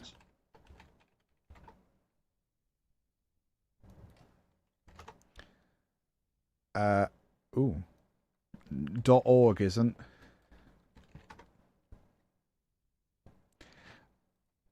Virgin Media is asking me to please not, so I'm going to respect its wishes. Yeah, this is your ISP. Cosplay. This is your ISP. We can see where this is going, and would like it if you please did not Google that.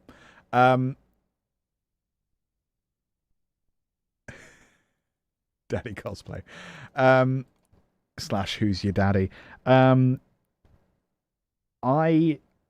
don't recall any big lies. I remember my parents telling me when I asked where babies came from that you just had to really want them, which growing up in a school full of really very poor people, I can tell you that really wanting a child is not how you get pregnant. It's through not educating children. That's how they get pregnant. Not teaching them that condoms are actually free some places.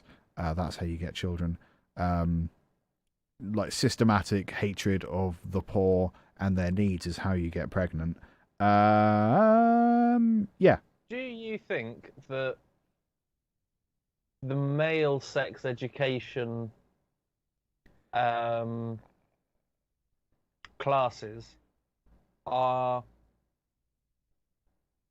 a lot less inclusive? Or do you think that because you can, there's some people and there's some blokes that I've known that were in their 20s and thought that ladies had a bum hole and a front bum hole, but they didn't know that there was a separate wee hole. Yes. I see what you mean. Just have the one willy hole. Yeah. But these people were in their 20s and they thought that it was similar for lady girls. So do you think that the sex education system focused at dudes is less capable, or at least not as inclusive? Or do you think it's because we were 14 and probably all laughing at the pictures of the boobs? We didn't get pictures at boobs. I think that was probably something that happened in break time rather than the sex education.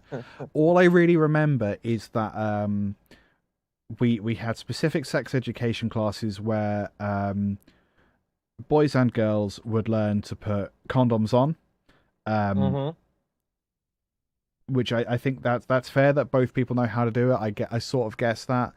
I guess that's fair enough. And then we had some sort of PSHE, and I don't remember what we were learning in the class. I only remember looking around and noticing that there were no girls in this class for like the first term or something.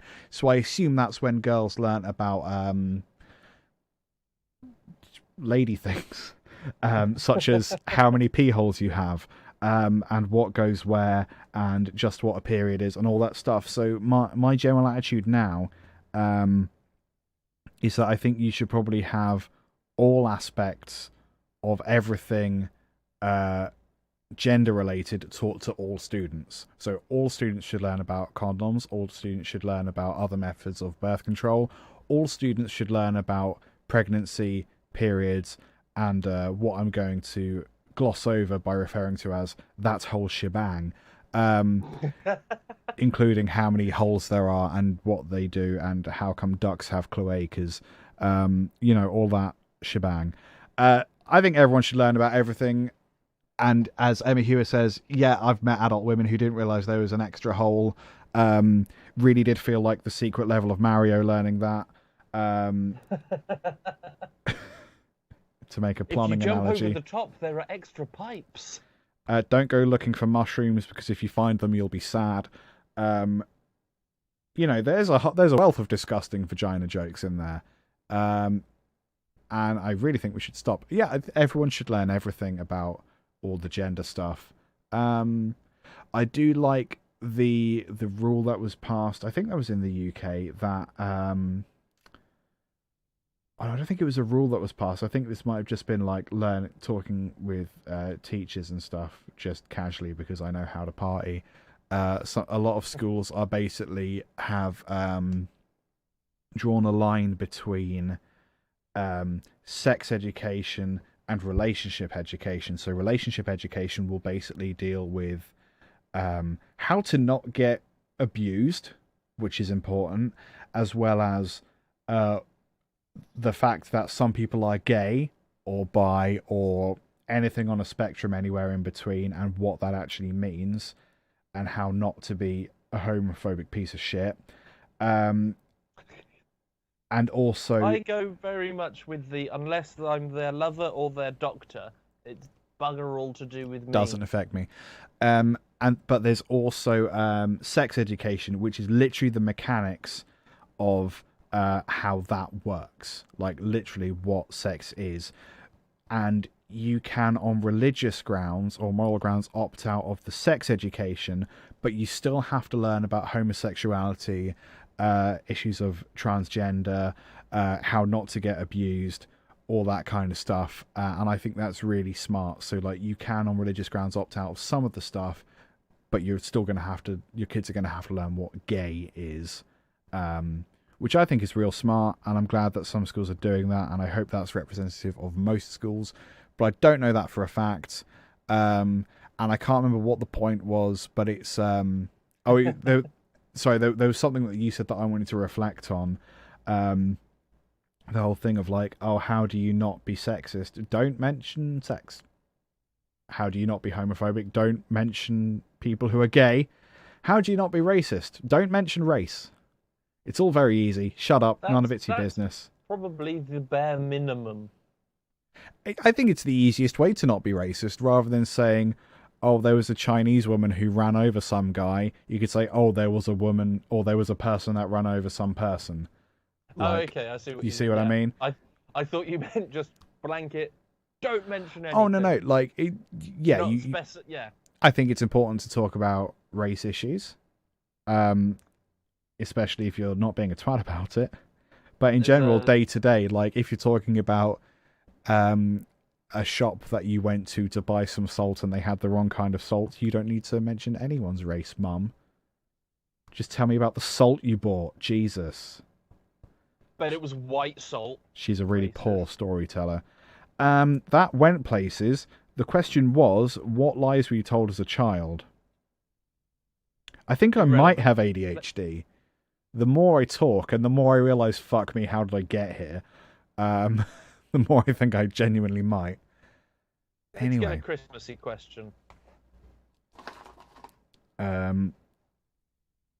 Be good or you won't get any presents. That was a lie I was told as a child. That's bringing it back to Christmas. Yeah, I could just buy my own presents now I'm an adult. Here's something really fun. You know how you can get instrument grades at school? This is a real tangent, but I wanted to bring that up because I learned this recently. You know how you can get instrument grades, like grade 8 clarinet or whatever? Sure. You can get grades in podcasting and YouTubing. Oh, God. So, like, I'm genuinely considering, like, becoming a peripatetic tutor for podcasting or vlogging. It's the fucking future, man. How dope is that? And, like, rather than people, it's like, okay, put it this way, like, Christmas, maybe not this year, but most years, we'll have to have that awkward conversation. So, what is it you're doing these days? And, like, people will be able to say, oh, well, I'm working towards my grade 8 YouTubing.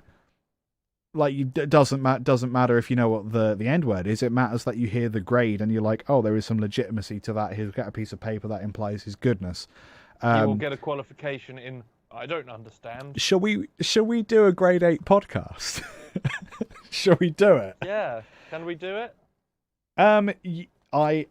For unrelated projects that I probably shouldn't disclose too much information about, but are really exciting, I may be able to acquire the course texts for podcasting and YouTubing. So I think we maybe should. I think that would be awesome. Yeah. If I'm going to teach it, I should get the qualification, right? And I also have free time. And then I can go to my YouTube channel and be like, sorry guys, I failed my grade 8. You should all unsubscribe. All 2,000 of you just fuck off. It's not worth it. I'm just gonna... There we go. Turns out the content we've been doing for the last 5 years... I thought it was fine. Turns out, according to this... Waste of everybody's time. I mean, I only got a merit, so frankly, you should go elsewhere. God, the world we live in. I'm really excited by that. I think that's incredible. And I would love to teach grades in those. I think that would be amazing. This question is from Raya. She's listening. What up? She's here and is on the chat and as well, and hello. Not only is she listening, she's also watching. Thus is the nature of live streams. That's what I said. Okay, this is written in someone else's handwriting and long, so bear with. Is Rudolph's nose red because actually Santa has biomechanically attached a glowing fake nose to replace his actual nose, or is it radioactive goop juice that he paints on it? There you go, that's the question. Now. Biomechanic or radioactive goop, or is it naturally glowing? I would go with the thing that it would probably be naturally occurring. I would have thought so. Based on the song. I'm just basing it on the song. That's all we have. That's the only text we have. Because if it were bioluminescent radioactive goo... Right. Maybe Santa didn't. So if Rudolph could be putting the goo on, is sort of like his mental breakdown phase, like how I colour my hair. Yeah, sure. He's dyeing his nose red as like some sort of rebellion or coping technique. Yeah, sure. And then when it is to like. When it is a foggy day, as is today, they're like, right, get to the front, you emo freak. We need landing lights. Right, yeah. Because if Santa had like screwed on a light bulb, sure, then released Rudolph back to the abhorrent cruelty of the other reindeer, who would laugh and call him names, and never let poor Rudolph join in any of their reindeer games, then that makes Santa quite the prick. Sure. So if it was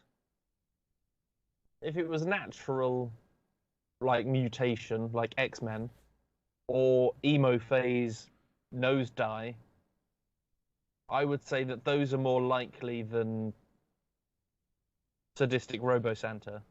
Sure. If he's being forced, then I would still say that it's the bioluminescence or the emo nose. And then he's just being abused for his abnormality.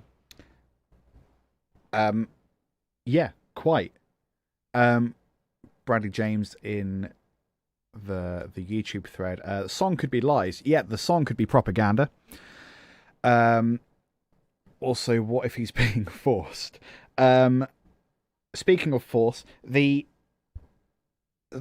song in we have to assume that the song is true because it's all we have. If you have a song that the content of which conflicts with the established song, you know, we could work on something. If you tell me that Bring the Ruckus is the real story of Rudolph's Red Nose, then maybe we'll be onto something. But it's all we have.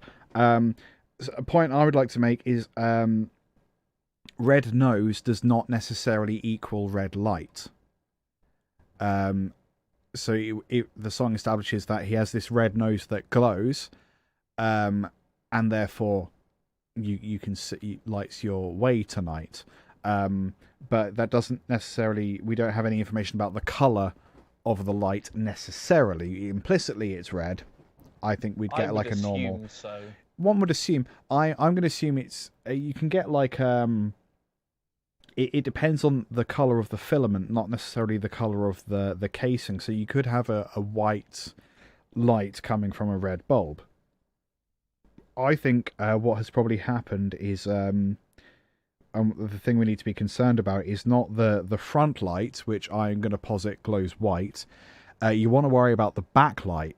So it's going to be like a car situation. So I reckon they've just rammed a red bulb in his rear, so that when he's reversing, he doesn't accidentally get eaten out by one of his reindeer friends.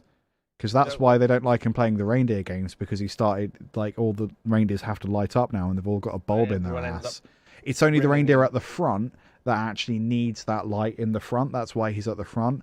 And it's fucking Donna and Blitz and Candice and Cadwallader at the back that have, like, red lights in their assholes so that they don't accidentally get driven into.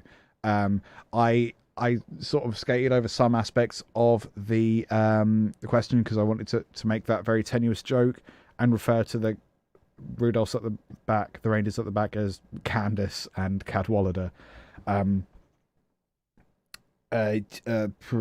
it, radioactive. Candice, why not? She was the one from Hunger Games, wasn't she?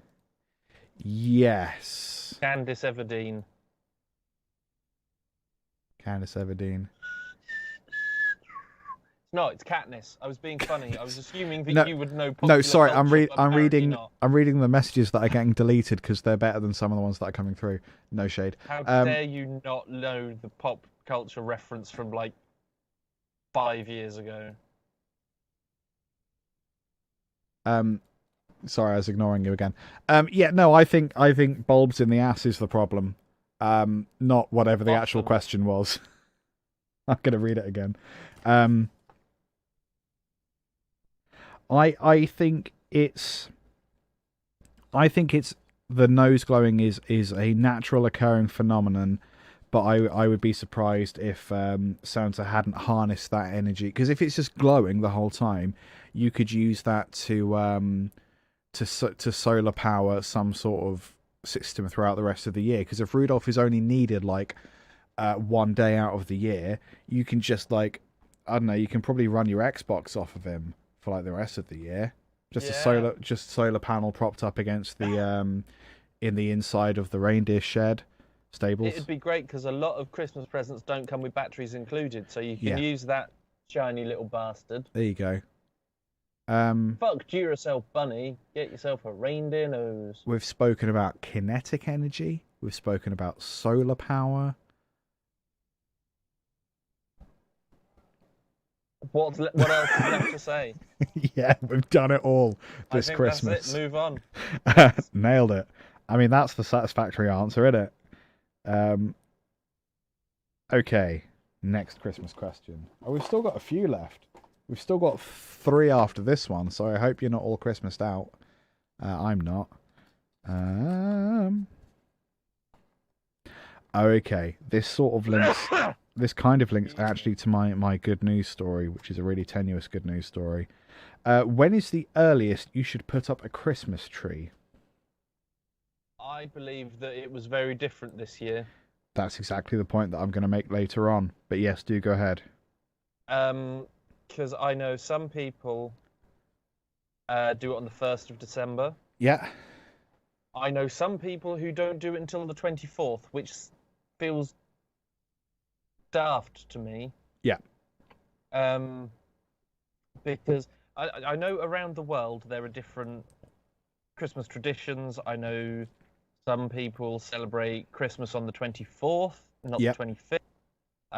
So Germany has a whole week of Christmas, I believe. Right.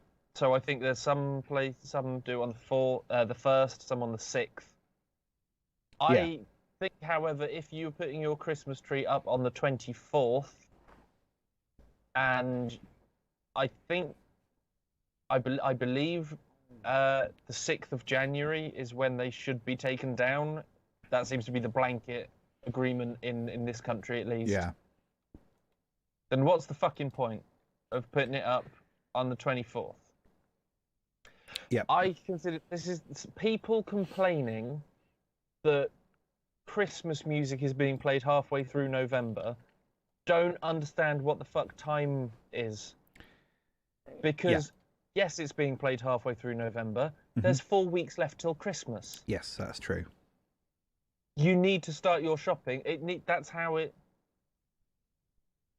That's when they get the Christmas stock in, because you go out and buy it. Yeah. If you didn't buy it, there wouldn't be Christmas adverts in November.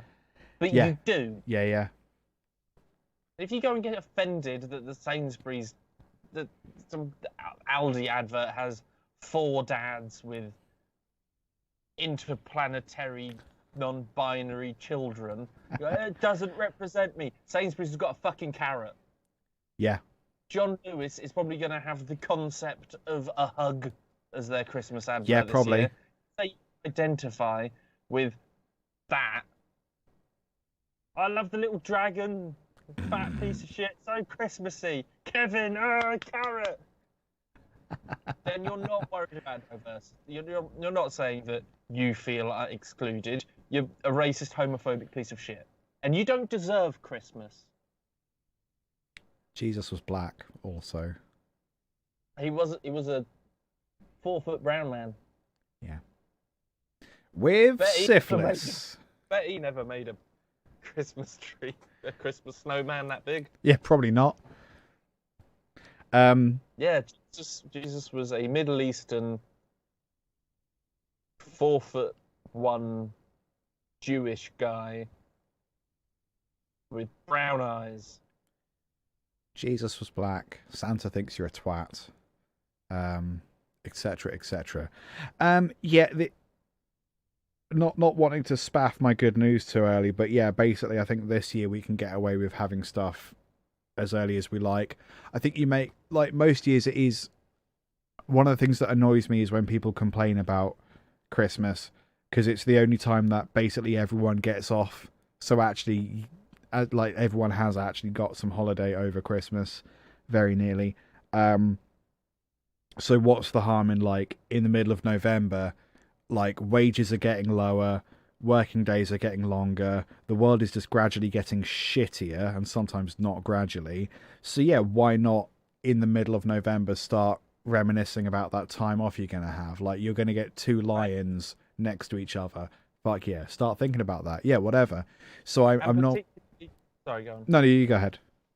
Particularly this year, I saw people putting up their Christmas stuff the last week of November, maybe a little bit before that, because this year hasn't been great. And Christmas makes you feel nice. Cover your house in tinsel if that's what you like. Massively. I've got my bit of tinsel. That's going up. Yep. And also... I haven't waited for this day to do it. Yeah. I've just been busy. I think also people are... most people who are going to see their families in some way, and I assume they're obeying whatever the law even is at this point, will have to self-isolate for 2 weeks. So that's now. So if someone's at home going like, well, I literally have to be alone for 2 solid weeks in order to then see my actual people that birthed me, yeah, maybe I'll put some tinsel up now because nothing else to do. Yeah, like this year more than any other, don't be a twat about people looking forward to Christmas. Basically, because most people I think are going to be sensible about it. So go fuck yourself. I was going to say something slightly more positive there, and then just straight up forgot what that was. I have an interesting Christmas fact. Fucking hell, we're only 2 hours in. Go on. Right? Christmas is a big old thing. Christmas isn't just a month or just a day. It used to be like a big 3-month thing. Yep. Because it was winter celebration-y things. And it would go on until Candlemas Eve, which is the 2nd of February, which is my birthday. That's so why Christmas, you know it, okay. Yeah, that's why I know it. Right. Christmas is like 2 months long. Yeah. So if you want to put up tinsel in the middle of November, fucking do it. If you want to still drink Baileys throughout January, go ahead. Go for it. Just Go ahead. don't have it with your cereal and then go driving. Yeah. Drink breakfast Baileys responsibly. So, like, everything we've said and agreed upon in terms of, like, don't be a Scrooge, let people enjoy things, especially this year. The caveat is that I don't think there is... I think maybe December 1st is probably the earliest you can reasonably get away with it. I see why we have Christmas music before that. My parents will basically only have a Christmas tree up because they realise, Liam and Laura are about to disappear off to Laura's family, who actually do Christmas in a fun way. We should probably get them to come over and put up the tree before they disappear to a slightly different part of the nearby country. So they literally only have their Christmas tree up because they realise that the next day we won't be there, that we won't be in the same city, so we need to come and do something about that for them. So, like, truly, December 23rd feels like the earliest you can have a tree in my house, in my folks' house. But I realise that's not necessarily representative of anyone else. I'm sure Laura's parents will have the Christmas tree up a week ago. And that's fine. And it's good if you want, whenever you want to. And same with however we were talking about sex and gender and all that crap. Sex and gender. If it's not your Christmas tree, it's not your fucking business. Yeah, it doesn't matter. Just not your problem. Just do whatever you want in your own house. Consenting adults and all that. I genuinely think just set up a Christmas tree, bin bag over it, leave it up, deal with it next year. I think that's the way to go. Nice one. Okay, so I think the resounding answer to when is the earliest you should put up a Christmas tree is go fuck yourself. Absolutely. Ooh. Question here from Bradley James. What up, dog? He's in the chat as well. What makes / defines a Christmassy film? The subject of Christmas. Is that it for you?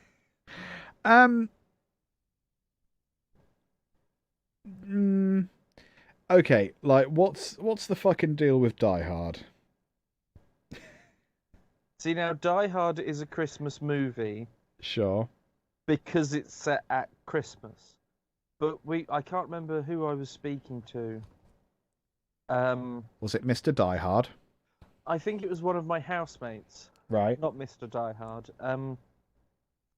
Talking about Christmas films and like what Christmas films are Christmas films and which ones are sort of Christmas films but not. So like Die Hard, technically a Christmas film but sort of not. Mm-hmm. Batman Returns. Yeah. Yeah. It's Christmas. That's the one with Michelle Pfeiffer and Danny DeVito in, yeah? It's the one with all the Christmas, if that's what you mean. It's set at Christmas. Yeah. You make a good point. I think if Christmas is an obvious element in the film, and you don't just have a little bit of Christmas, you either get all Christmas or no Christmas. So yeah, that Batman film is, I think Die Hard is, I think just because it's not got like a wholesome family message doesn't make it not a Christmas film. I have Christmas associations with especially the earlier of the Harry Potter movies. Exactly what I was about to say. Harry Potter is always on at Christmas now. Lord of the Rings came out in 2000s around about like exactly the same time as Harry Potter. I don't have Christmas associations with them because, like, big old Tolkien head over here, I have watched Lord of the Rings and Hobbit films like not around Christmas many times. Harry Potter, for some reason, I think perhaps because of like the tone of the music, feels very Christmassy. Like there's lots of open fireplaces. Christmas is a part of it in each movie as well. There's a little Christmas bit. They barely mention it in Lord of the Rings. You've got to go find a new Ent to put on the fire. Not even second Christmas. No, exactly. That's where all the Entwives are. They burnt them in first Christmas. Oh no! Wow. Laura's going to be sad when she edits this because the Entwives thing makes her legitimately upset, and I think that's fine. No. I am sad. I think I've mentioned this YouTube channel before, Nerd of the Rings. It's real great if you want to lose a weekend. I think they did a thing about Entwives, or I think it was them. I may be misremembering. But I seem to recall finding out that the Entwives just went up north, and they probably told the Entmen, and they forgot. That certainly, yeah. They're just hanging out in Fangon trying to work out who's changed the thermostat, and other wholesome dad-isms. Stereotypes. So yeah, Harry Potter has more Christmas associations for like a variety of reasons. So I would say Harry Potter is a Christmas movie. I feel like watching Harry Potter movies around Christmas more than any other time of the year. So I think being a family movie in intention, it makes it Christmassy as well. So like Home Alone definitely is. I think Home Alone might be, even if it wasn't set at Christmas, because it's sort of intended to have like a family message, a family audience as well. I think that the answer to the question, what makes or defines a Christmassy film, I think the film has to take place at least in part. Some guy's named Si, other than all the things I just said that make it a Christmas film. Other than Christmas occurring during it being released at Christmas, which gives me Christmas associations. That's why it's a Christmas film, and also I watch it at Christmas. So I'm going to say, I think a Christmas film, for me, needs to, at least in part, take place at Christmas within the narrative. And I think that needs to be obvious. It can't just be, oh, it's Christmas somewhere. No, there has to be tinsel and shit. I think the narrative of the movie has to in some way revolve around Christmas, whether that's Santa's lost his hat, or turns out Dad was fingering Santa and that's why he missed my basketball tournament. That there has to be some involvement in the narrative sense. Also, I think if you have a personal, if the film has a personal association with Christmas for you, I also think that makes it a perfectly valid Christmas film. What is Christmas to you may not be Christmas to other people. Don't be a twat. That's what I was gonna. I would class Harry Potter as Christmas time movies. They are only ever on TV at Christmas. Yeah.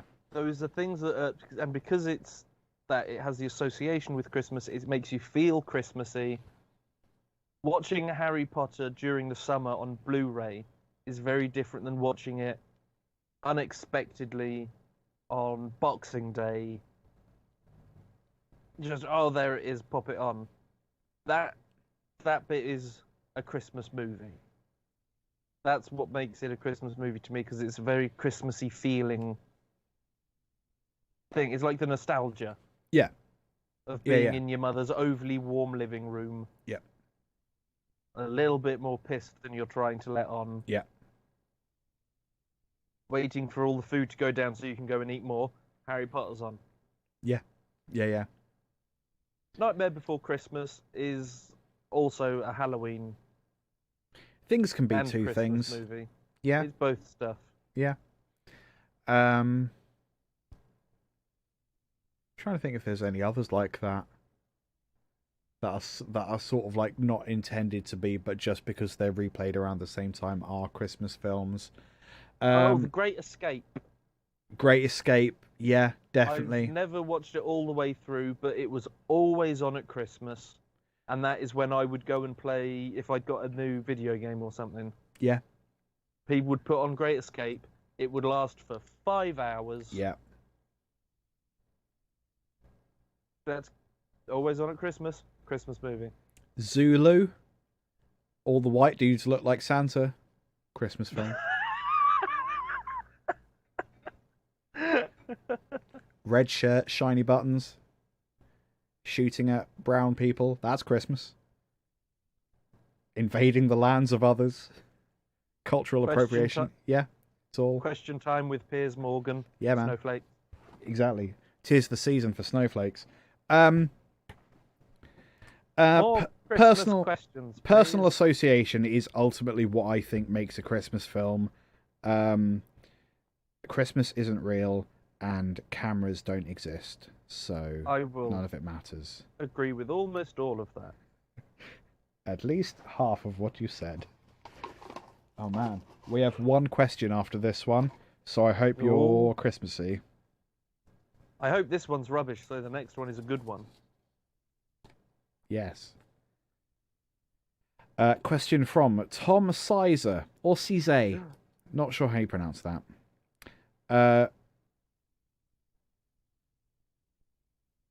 Oh, okay. What would you rather replace Christmas with? Double birthday. Double birthday? Yep. Or half Easter. What's double birthday? It's like your regular birthday, but more. Oh, everyone birthday. You have a day where it's everyone's birthday. That's basically what Christmas is. So you get a birthday somewhere in the year, but you also get double birthday where it's everyone's birthday. And everyone has to get everyone presents. Okay. And you watch Harry Potter, because Harry Potter is an everybody birthday film. Sounding a lot like Christmas there. Yeah, because I like Christmas. I think we keep Christmas as is, but if we had to like rebrand it, double birthday. Yeah, I mean, I would... Lots of people say second Halloween. Yeah, you could have a spooky double birthday. I am so up for a second Halloween, but I think a second Halloween should be not in the summer because it's too bright to be spooky, but actually October's kind of a good time because temperature, it's a bit cold, but it's not so cold that, you know, if whoever you're dressed as is just in a shirt and trousers, you're not going to freeze to death. Yeah, definitely. So I would leave Halloween where it is. Yeah. Maybe extend it. I don't know. Why are we talking about Halloween? I have an idea for be... a July holiday that could replace Christmas. Go on. Barbecue Thursday. Guess what you do?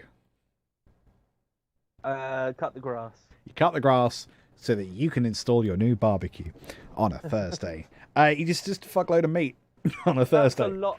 I think Barbecue there Thursday. are a lot of American holidays that are essentially that. Yeah, like Flag Day. Most of their presidents' days are cooking stuff outside. Yeah, but we don't. The thing I like about Christmas is like, yeah, there are slightly different traditions in different parts of the world, but like a lot of places seem to subscribe to the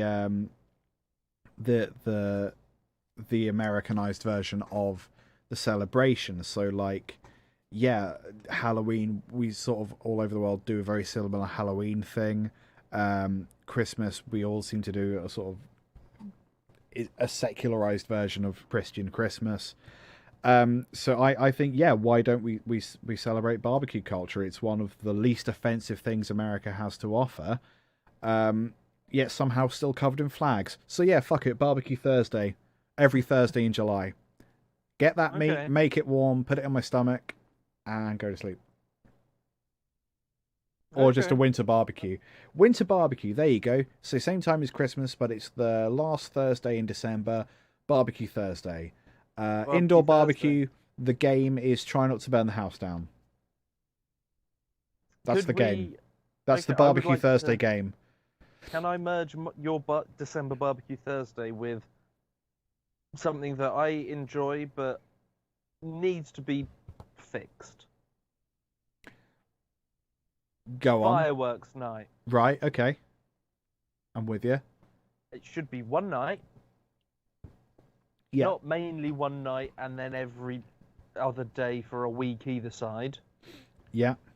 And when there are going to be firework displays, they should go on for more than 3.5 minutes. Yes. Because I have gone to the large firework display near where I live. Say it starts at 8 o'clock. Mm-hmm. I'm maybe 2 minutes away, and I can hear them starting. Maybe I was 2 minutes late. Maybe they were a bit trigger happy. I'm not sure. I was like, there's the fireworks starting. And I go down this street, can't see any fireworks because there's buildings. And I turn to the right, and I'm about to see the big field where all the fireworks are taking place, just enough to see. Yeah. And that was it. Yeah. Yeah. You could say that I should get there 5 minutes earlier, which I could have done, but it's fucking cold. Yes. It happens so way I didn't too want cold. To spend a lot of time out there. Yeah. But I would have happily spent more time if it was, at least 10 to 15 minutes. Yeah. Yeah. As a minimum. Yeah. So if we can put your barbecue Thursday, which is the last Thursday of December every year. Every year. And bang that together with fireworks night. Yeah. Not fireworks nights. No. Just one. Firework night. Bang that in. And perhaps a leap year or something, maybe that last Thursday will be New Year's Eve. Yeah. Yeah. That is double barbecue Thursday firework. Boom. That is exactly. Everyone has a great time. Yeah. I like it. I think barbecue Thursday could work. Barbecue Thursday replacing Christmas. Yeah, man. 2022. Last Christmas. The last Christmas will be next Christmas. Don't get confused about that. Try not to think about it. Amazing. Okay. Is it on to the last question then? I was about to say, how about the last question? How about that last question? Barbecue Thursday. Christmas is the last Next Christmas is the last Christmas. This question is the last question. Of the last live stream of the year, Liam. Yeah, but I might play some Warcraft on stream at some point, so let's not. The last Conversation Hat podcast of the year, Liam. There we go.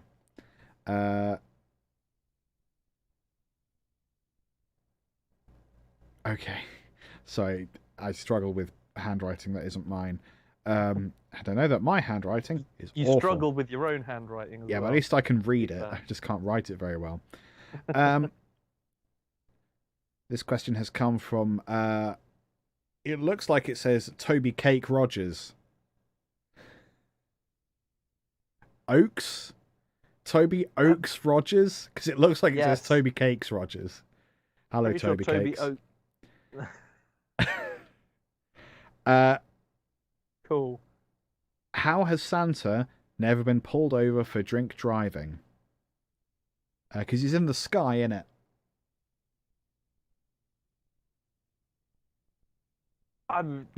He is in the sky. He is in the sky. That's how. Do pilots get drunk? Yeah, man. Like aeroplane pilots, Famous they get for pissed, it. don't they? But it's not illegal. Yeah. So maybe that's why. Because he's a pilot, he's allowed to do it. Yeah. Apparently. Planes basically fly themselves. Yeah. There was just on an episode of QI saying that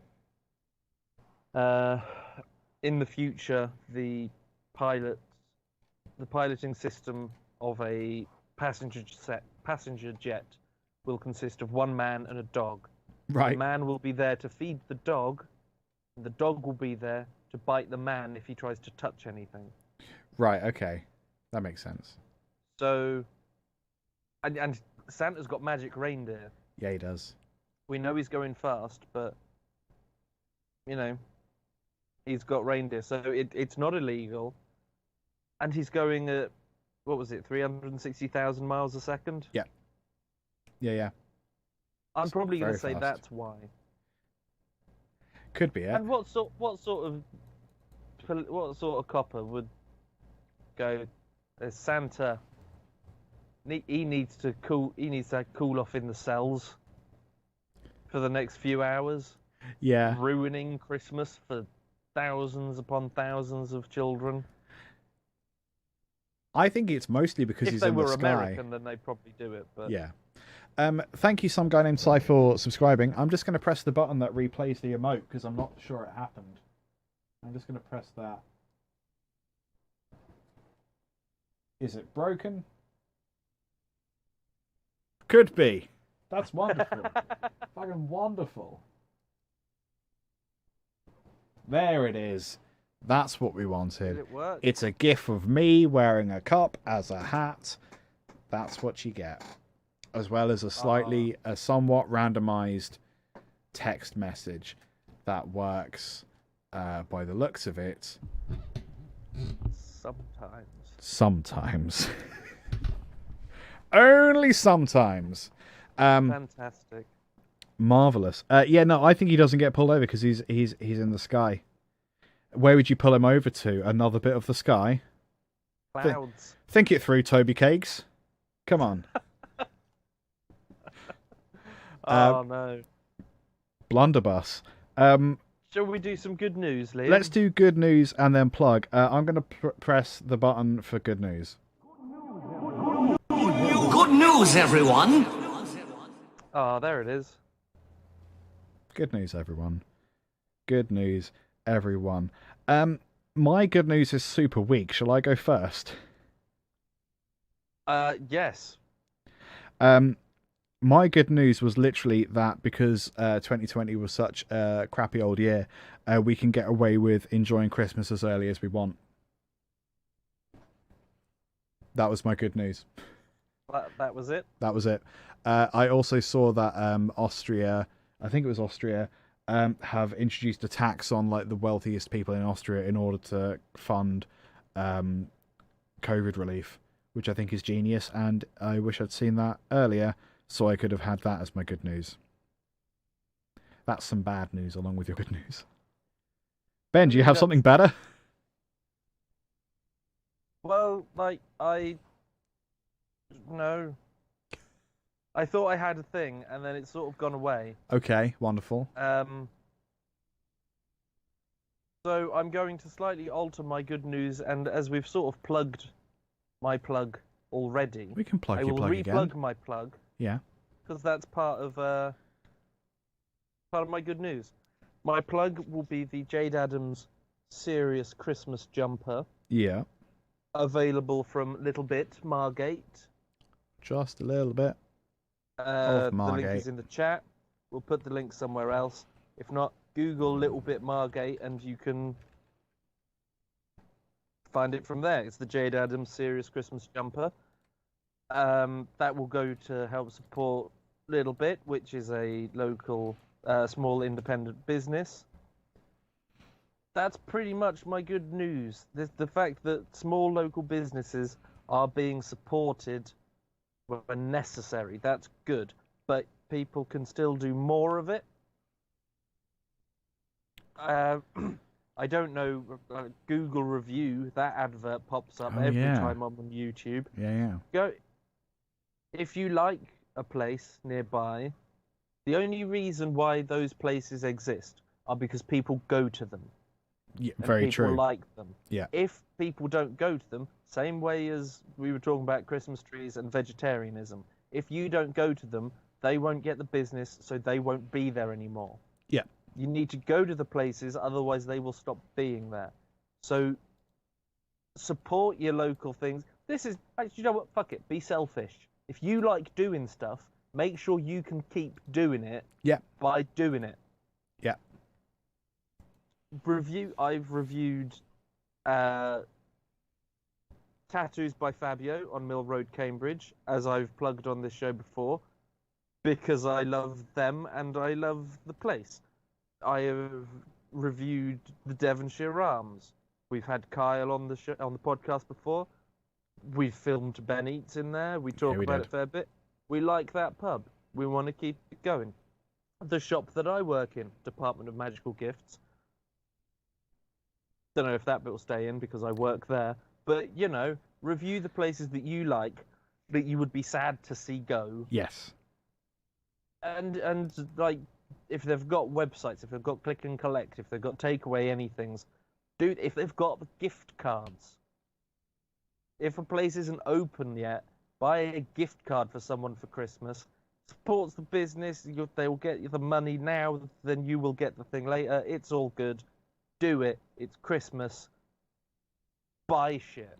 The wonderful benefit of buying local and supporting independent benefits is that if you go in there and you buy, I don't know, bulbs, flannels,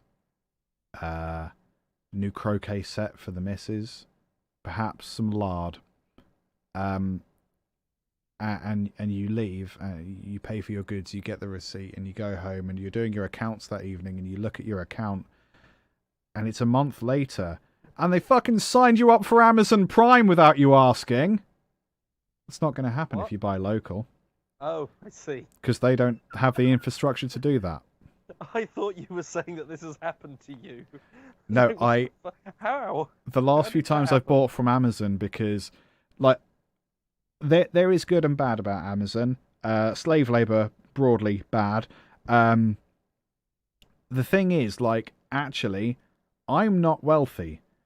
If I need to buy something, I need to shop around and get it as cheap as I can, because my income isn't great, like a lot of people. Sure. And actually, you know what? If I can get something cheaper and I don't have to cycle in the cold to get it from Amazon, excuse me, if I can get something cheaper and I don't have to leave the house and get it delivered directly here, like, I will probably go to Amazon. But the thing is, the last few times I've bought from them, they've fucking signed me up for Amazon Prime, even though I've clicked the button saying, I don't want Amazon Prime, which you have to click 3 separate occasions upon checkout currently. So, you know, I'm probably not going to use Amazon because they keep signing me up for shit I don't want. But I'm still going to give them money because of Audible, so, like, really, I'm still part of the fucking problem. But yeah, just, I know sometimes, like, because of the world the way it is, like, a lot of shops can't afford to stock literally everything. So yeah, sometimes if you're a fat bastard like me, yeah, you will have to get stuff online, but, like, Amazon isn't the be all and end all of that. So I do know it's hard, but, like, just fucking try. Just try. Just don't go to Amazon first. Yeah. Just try to go literally anywhere else. Or go, if Amazon's selling something, chances are there's a company selling it that would also deliver. Yeah. Yeah, probably. You can just get it from them. And yeah, that's all Amazon's doing. Amazon would be ordering something from someone else for you. Or find it on Amazon, and then chances are that will be a retailer with an Amazon store, and you can find that retailer elsewhere, and you probably get the same fucking delivery driver if you just do a little bit of Googling. It's probably going to be one dude on a bike, and regardless of whether you order it through Amazon or their website, but the benefit is you probably actually get it cheaper because you don't have to pay Amazon anything. It just goes directly to the person selling it. My plug is Auntie Donna, which we already plugged, but now it's in the podcast as well as the live stream. Literally cannot comprehend how funny Auntie Donna is on Netflix. They also have a whole bunch of stuff on YouTube. If you go in the YouTube route, find the Kiln sketch and the School Doctor sketch, and just cry. I literally can't deal with how funny it is. It is weird. Cannot deal. I feel like that's the show. Do you know what? I think it might be. Bloody hell. That is a year of live streams just come to an end, Liam. We've been live streaming for longer than a year. Yeah, but this year. This year, sure. But I'll probably be back playing Warcraft before Christmas, or just after Christmas. We'll see.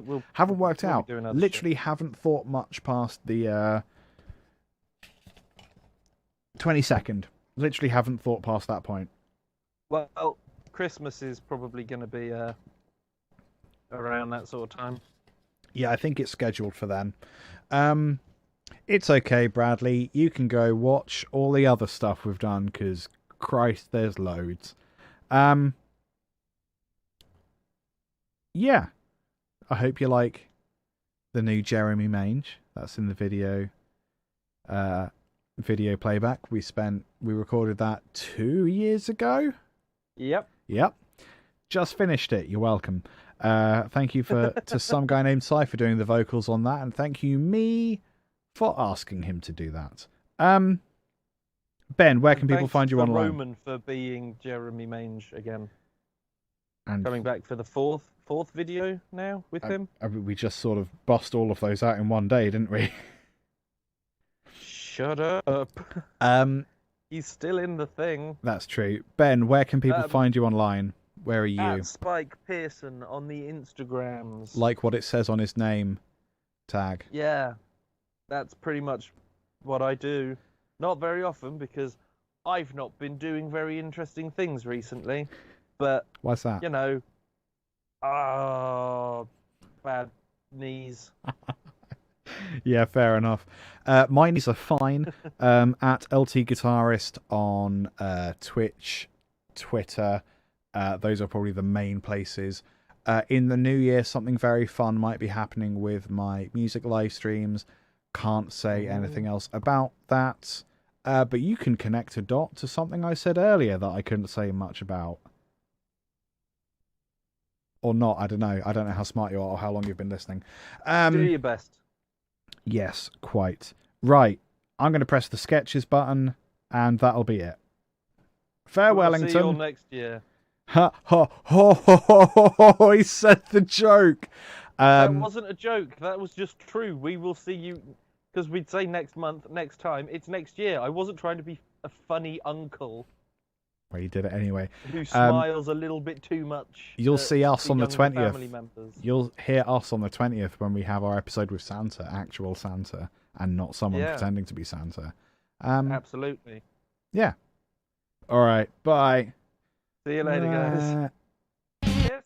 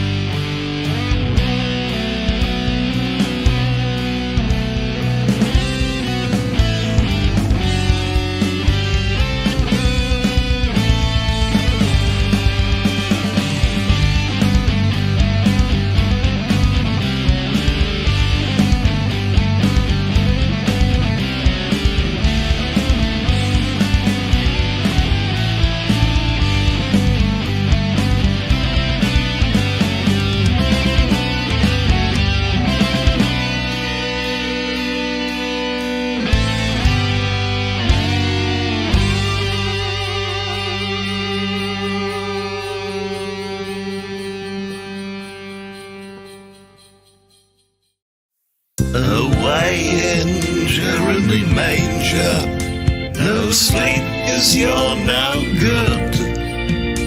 You are a disappointment, and you do not live here. 'Cause we gave away your bed.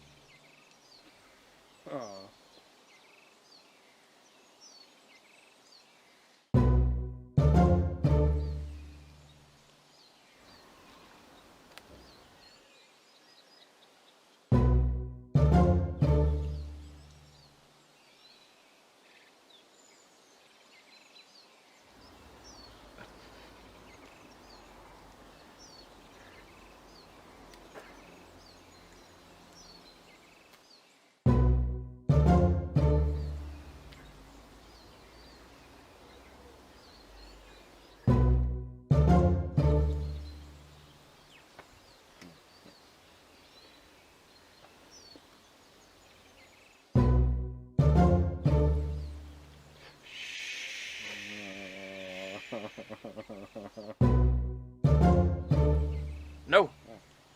No. No. No. No. No. No. No. Back. Down. No.